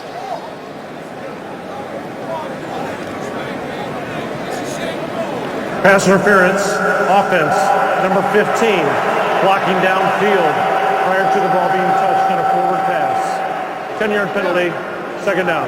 One of the plays that we see come into the NFL, the little bubble screens on the outside. There's number 15. We'll see if he's downfield blocking. There's Marquise Lee. Yeah, the ball's not thrown. But then you've got a mix-up with quarterback wide receivers on the outside. They're looking for the bubble screen with Allen Robinson being called on that number 15. And Blake Bortles is throwing the ball down the field. Kind of that one where you're trying to sell that. You're going to fake that bubble screen and then allow Allen Robinson to release and go down the field for the catch. Officials still huddled up. They have not yet picked up the flag at the 4-yard line. Well, right away after the flag came down, Marquise Lee went over and was talking to one of the officials, explaining to him his point of view on what the play was designed to do. Don't know if he changed anybody's opinion out there.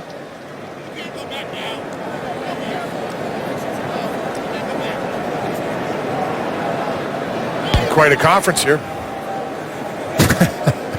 Well, it's one of the things that the NFL took a look at, and it's one of the things that we're watching is that contact down the field on these bubble screens on the outside to make sure. Correction. There is no foul for offensive pass interference. The block took place within 1 yard of the line of scrimmage. There is no penalty. Incomplete pass. Third down. I don't know if it was in 1 yard of the line of scrimmage, though. No, I don't think it was 1 yard at all. So line of scrimmage is right here. Look at your blue line. That's your blue line.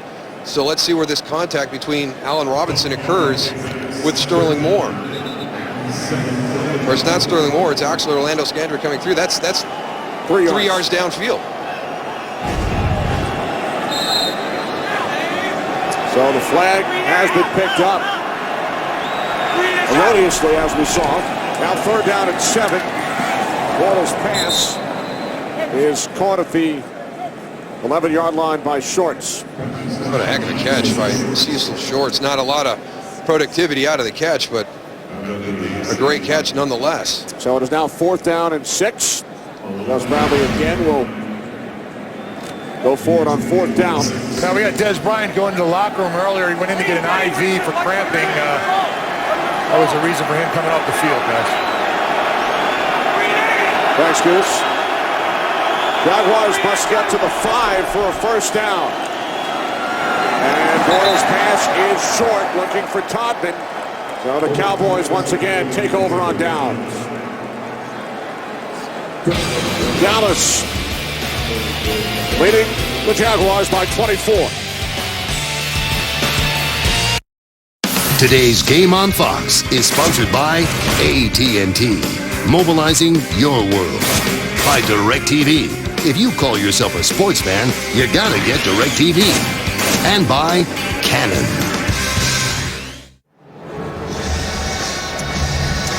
Can't come to London without having some fish and chips. Not wrapped in newspaper. It's not traditional. Where? Kenny? Blaming me?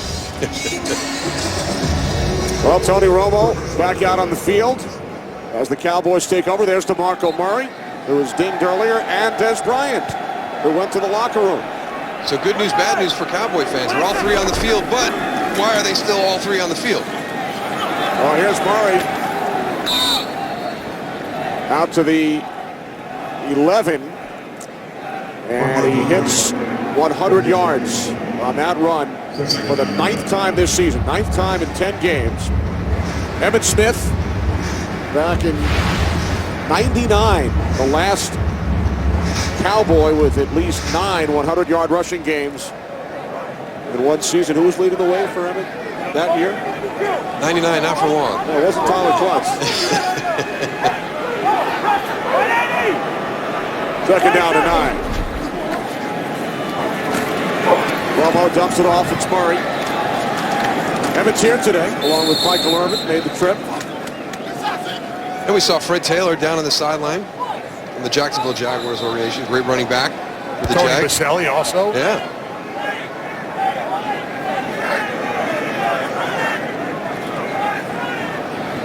Well, we talked about it at the top. You know, how is Dallas going to keep Tony Romo in the pocket, keep him clean, and look at the job the offensive line has done this afternoon, this evening here in London. Very impressive. And again, we'll go back to it. They played their best game of the year against the Seattle Seahawks. This is a very similar defense that Gus Bradley is installing here as the head coach of the Jacksonville Jaguars that he brought from Seattle. So a lot of confidence with this group that they would be successful. Romo on 3rd and 10, sacked for the first time today. And there you go, Kenny. As soon as you praise somebody, you put the numbers up, man. They're going to prove you wrong, guys. Well, it was going to be hard for them to pitch the shutout the entire time against this front. Derek Marks continues to work, going against two guys. Tony Romo spins out, and I like the fact that he braced himself, understanding the situation. It's breaking down. You got some big bodies coming in from that Jaguar defense. Been frustrated all afternoon because they haven't had an opportunity to get to the quarterback. 5th sack of the season for Marks. There is a flag on the punt. Flag back in the end zone. Ball comes to a stop at the 36-yard line. We'll check in once again with referee John Parry.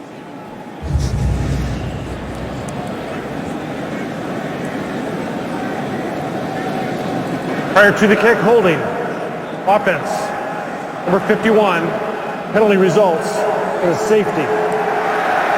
Holding in the end zone on the punt, Kyle Wilbur, the guilty Cowboy. So the Cowboys' lead is now 31-9.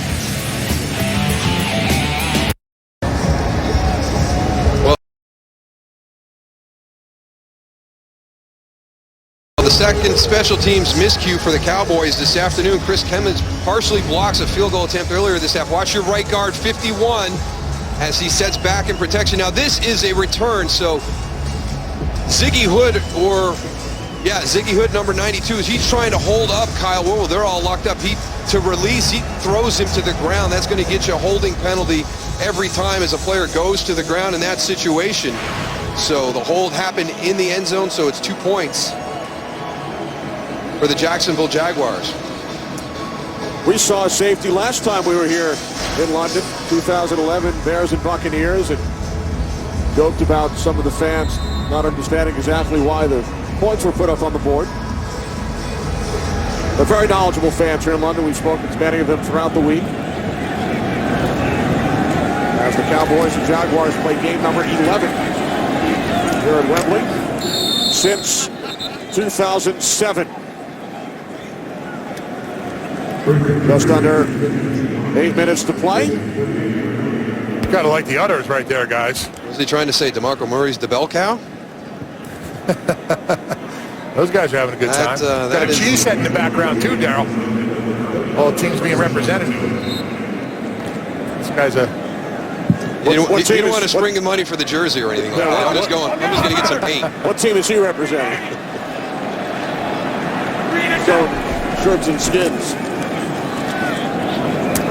Bortles' pass is caught by Marquise Lee. 13-yard pass play to the Dallas 48. Yeah, and you can see we've talked about Gus Bradley and what he's trying to build in Jacksonville. Great example right there. Him right there on the sideline, up with his players, patting him on the back. Hey, well done, well done. Get back out there. Let's keep rolling here. I don't know if that was a catch. It looked like that second foot might have went out of bounds, guys. Bortles on first down. That time looking for Allen Robinson, and there is a flag. Yeah, Sterling Moore is shaking his head, but this is an easy call. He's through the back before the ball gets there. Pass interference. Defense. Number 26. Spotted foul. 1st and 10. Jacksonville. Again, really sitting on routes this afternoon. We've seen a couple of examples of the Dallas defensive backs really sitting on these routes by the Jaguar receivers. From the Cowboys 39. Bortles complete for another first down. Play Harbor, gain of 15. We can check in with Kurt Menefee. Well, back here in the States, we're getting ready for America's Game of the Week when you guys are done in London. Most of you will see Russell Wilson and the Seahawks take on the New York Giants. Others, which catch the team with the best record in football, Carson Palmer and the Arizona Cardinals against St. Louis. Kenny? All right, thanks, Kurt. Cardinals, of course, beat the Cowboys Last Sunday, to go to 7-1. Dallas played their last 3 games at home, losing 2 out of 3. Only team in the NFL with a perfect road record are the Cowboys, with wins at Tennessee, St. Louis, and Seattle. I guess you can call this the ultimate road game this season for the Cowboys. What a job Bruce Arians is doing for the Arizona Cardinals.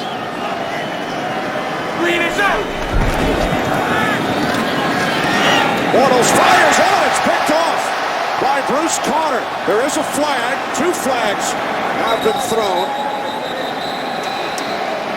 Big hit by J.J. Wilcox on the return. And Cecil Shorts, the recipient of that hit, remains down. Now this is going to go into the middle of the field, and Cecil Shorts is going to take a big hit after the interception by Bruce Carter. Second pick of the year for Carter. Shorts, the injured Jaguar. After the interception, personal foul. Today's game is sponsored by the new comedy Horrible Bosses 2 in theaters November 26th.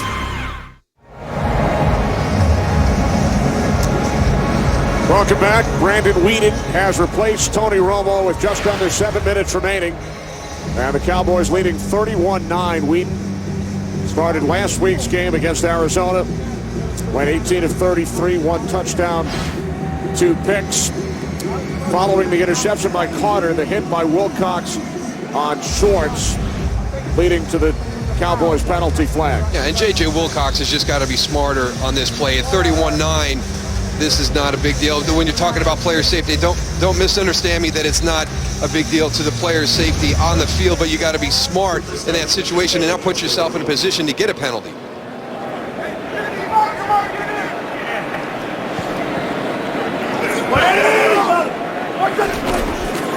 First and 10 from the 5-yard line. It's Joseph Randle. And we'll check in with Mike Pereira in Los Angeles. Check in with Mike. Your thoughts on that Wilcox hit?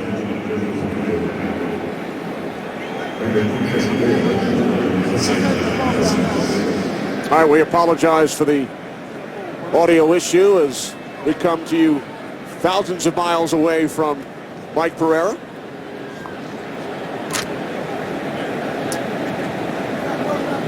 Cowboys traveled close to 5,000 miles, 4,300 miles from Jacksonville to London. Second down and 6. This is Randle once again. Joseph Randle with a 40-yard touchdown run earlier. So it will be 3rd down for the Cowboys. There's Tony Romo. His number's 20 of 27. 246 yards, 3 touchdowns. But remember, part of the decision for Tony Romo to commit to playing in this game with that injury was the performance of the offense last week against Arizona, which Brandon Weeden was in charge of. And Arizona played it in the way where we're not going to allow you to beat us with DeMarco Murray. We're going to take him away. We're going to stack the box. There were plays to be made on the outside in the passing game, and Brandon Weeden could not take advantage of those. So this is an opportunity for him here to get some confidence in the staff back in Brandon Weeden to be the guy that can go out on that field in certain situations and run this offense in a way to produce a victory. Cowboys use a timeout. Weeden, the former first-round draft pick of the Cleveland Browns back in 2012. He started 20 games over 2 seasons with the Browns. What a day for Cowboys quarterback Tony Romo. We saw no indication whatsoever of the injury having an effect on his ability to play the quarterback spot. And when you got a guy like Dez Bryant out there just taking over the game on the outside, that sure does help you out quite a bit. But you know, his mobility looked good. He had some off-balance throws, and he played smart.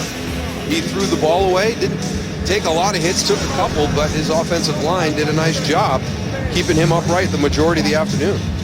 3 touchdown passes today, extending his NFL record on the road with a touchdown pass in 37 straight road games.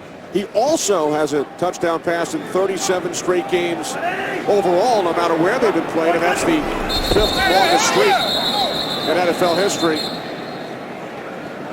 Jason, well start. Offense number 82, 5-yard penalty, 3rd down.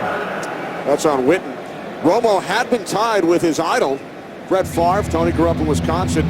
They were tied with a touchdown pass in 36 consecutive games, tied for 5th overall, but Romo now one ahead of Favre. He has told us in the past, as a 12-year-old, I would watch Brett Favre, and that's why I started playing quarterback. Well, you can see a little bit of Favre in his style of playing the quarterback position with Tony Romo, extending the plays, the off-balance throws. They're down at 8. Whedon from the end zone throws. Catch is made at the 15-yard line by Witten. And he looks to have the first down. And then we spoke to Blake Bortles yesterday and asked him who his favorite quarterback to watch was. Brett Favre. What is it? How many years can we cover where you could be a fan of Favre? I mean, gosh, how many young guys out there have been influenced by the way that Brett Favre played the quarterback position and that unbelievable career that he had? I don't think there was a quarterback out there that had more fun than Brett Favre did. I mean, he was always smiling, always happy, running around, making things happen.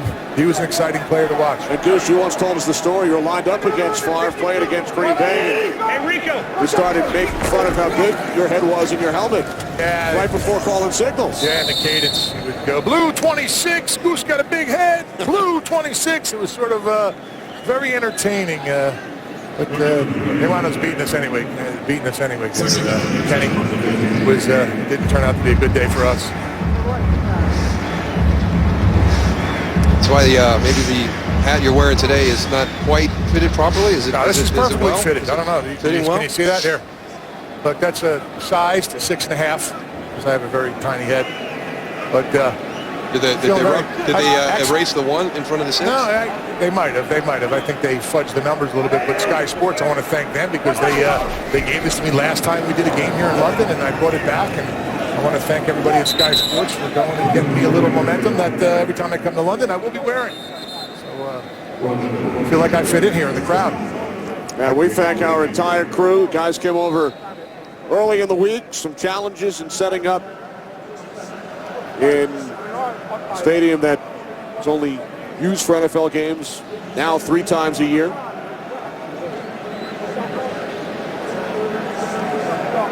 NFL started playing regular season games here at Wembley in 2007. Giants played in the first game against the Dolphins. They went on to win the Super Bowl. 4 other teams have reached the postseason after playing in London during the regular season, including the Patriots and 49ers reaching the conference championship game the last 2 years. Yeah, I think one of the concerns about having the series as they were trying to work out things logistically was what would be the impact on the travel to and from London later in the season. As you can see right there, it has not had a negative effect on the teams that have had the opportunity to come over here and showcase their skills in the UK. Both teams came early in the week. The Jaguars flew right from Cincinnati after the game last week. Cowboys coming over on Monday. We're down at 7. Here's Randall. Randall stopped at the 23. 3.5 to play.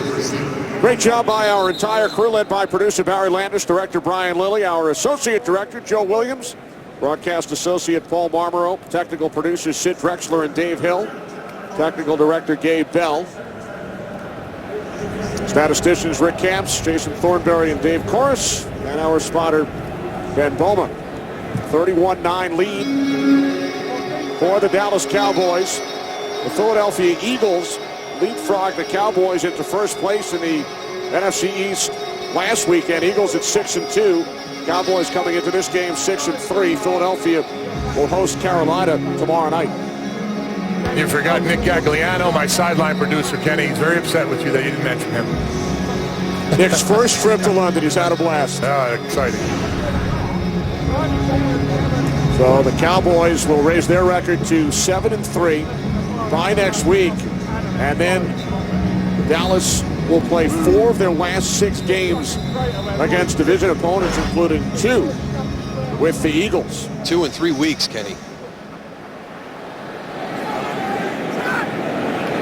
And for the Jaguars, following their bye, they will travel to Indianapolis and then host the Giants.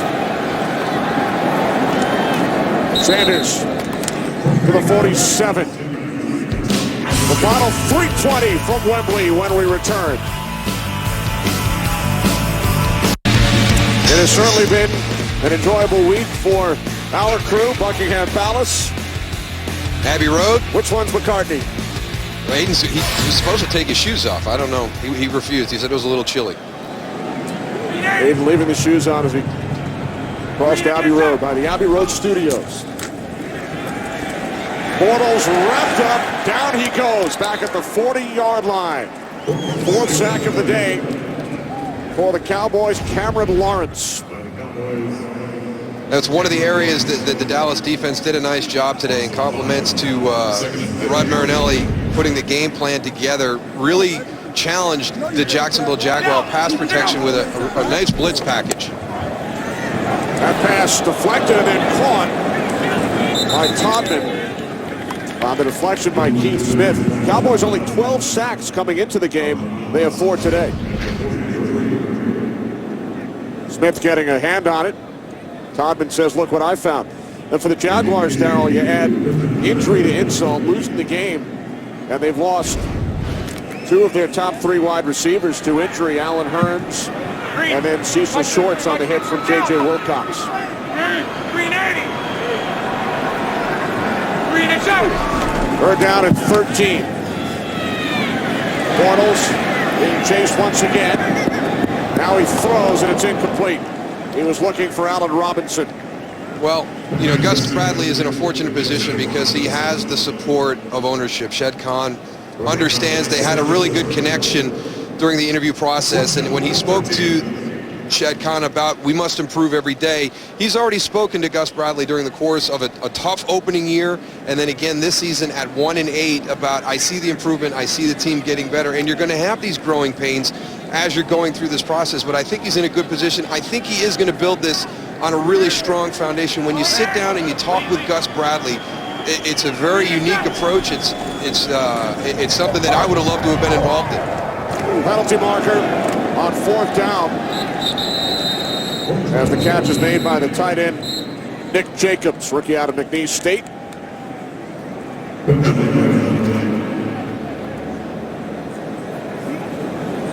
Prior to the pass, holding, defense, number 53. Penalties declined.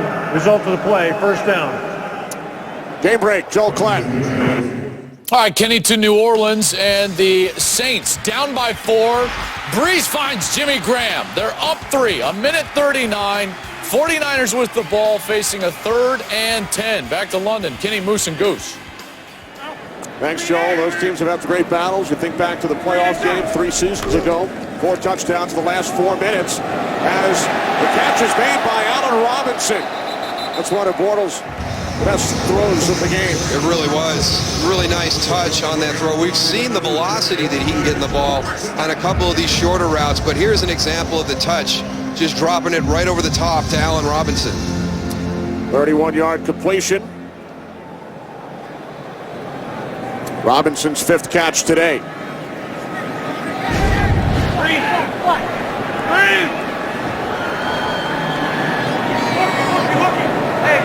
First and 10 from the Cowboys 12. Empty backfield with 2:25 remaining. Penalty flag. 2 flags. Finding his way to the 10-yard line is Ace Sanders.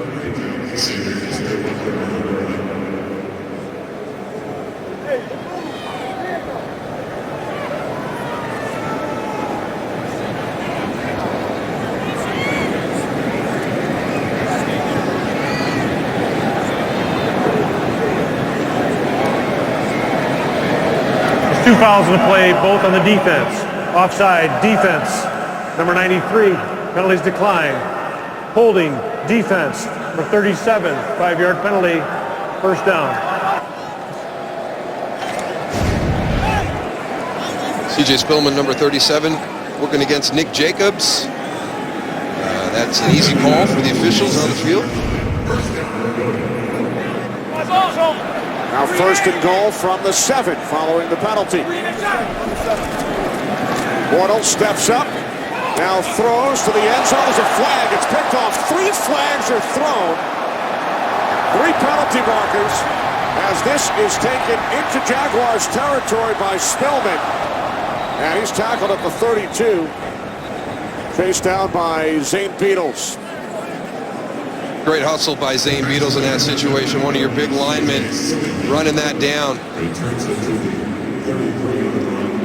Pass interference defense, number 38. First down at the spot of the foul. Jackson will get the ball back.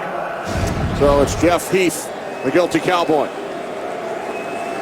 What stinks about that for the big guys, they had to run all the way down the field. Now they got to go all the way back. That's right. They did almost 110 yards on that one. Now they got to go right back and play the next snap. So Heath called for the penalty. The ball actually deflected off his back.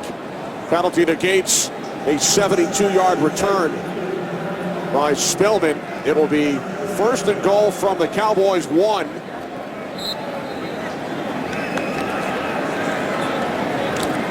With 2:03 on the clock.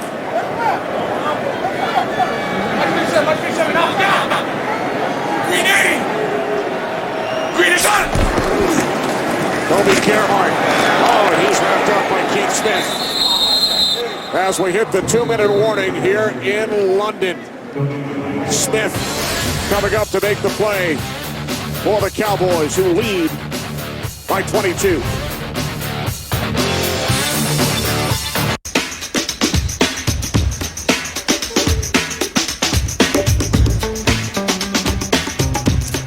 Terrific week here in London. Third and final NFL game at Wembley this season. Dallas Cowboys lead the Jacksonville Jaguars 31-9 following the 2-minute warning. Bortles handing it off to Denard Robinson, and Robinson is in his second touchdown today. Yeah, they have gone inside with Toby Gerhart on a couple of occasions here in short yardage and goal line, and it hasn't worked. And been waiting for that play call. Get Denard Robinson on the edge and allow him to use his athleticism to find his way into the end zone or find his way to convert that first down.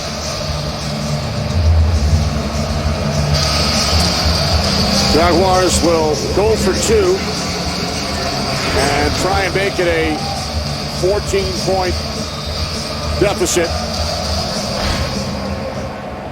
Jacksonville 0 for 1 this season.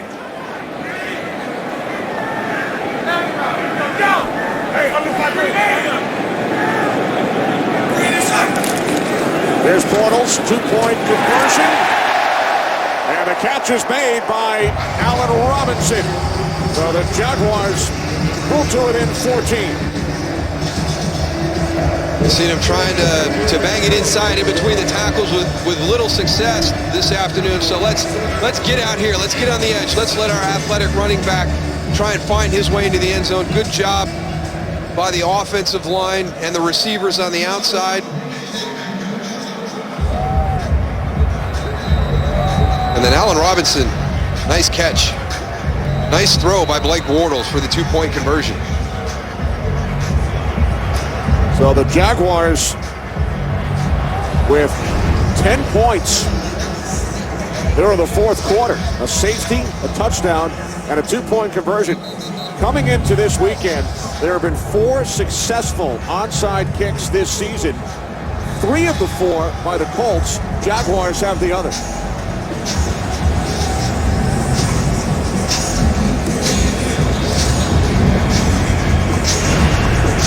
So Scobie will set it up.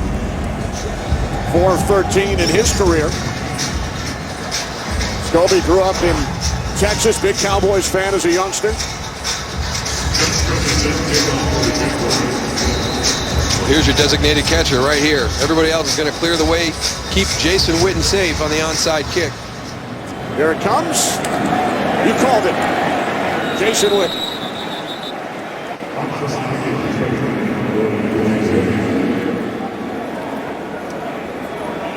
So the Dallas Cowboys with 1:51 remaining will be able to run out the clock. Jaguars are out of timeouts. I was always the guy on the front line, Kenny. I was in front of Jay Novacek. I was a designated blocker on the onside kick. It's not a whole lot of fun. At least you're on the hands team, Darryl. I never really got on that one. Not for hands, though. I don't think I qualified because of hands. So Jason Garrett's Dallas Cowboys will raise their record to 7-3 following back-to-back defeats. Jaguars will drop to 1-9 as Brandon Whedon takes a knee. America's Game of the Week coming up. Many of you will see the Seahawks and the Giants. Others, the Cardinals and the Rams. Big day for Tony Romo and his return after missing the game last week. Threw for 3 touchdowns, including 2 in the second quarter to Dez Bryant. You think the Rams can take down Seattle, San Francisco, and Arizona in consecutive weeks? Wow. What a job Jeff Fisher's club has done in the previous 2 seasons under Fisher. They play their best football against their division rivals, especially defensively.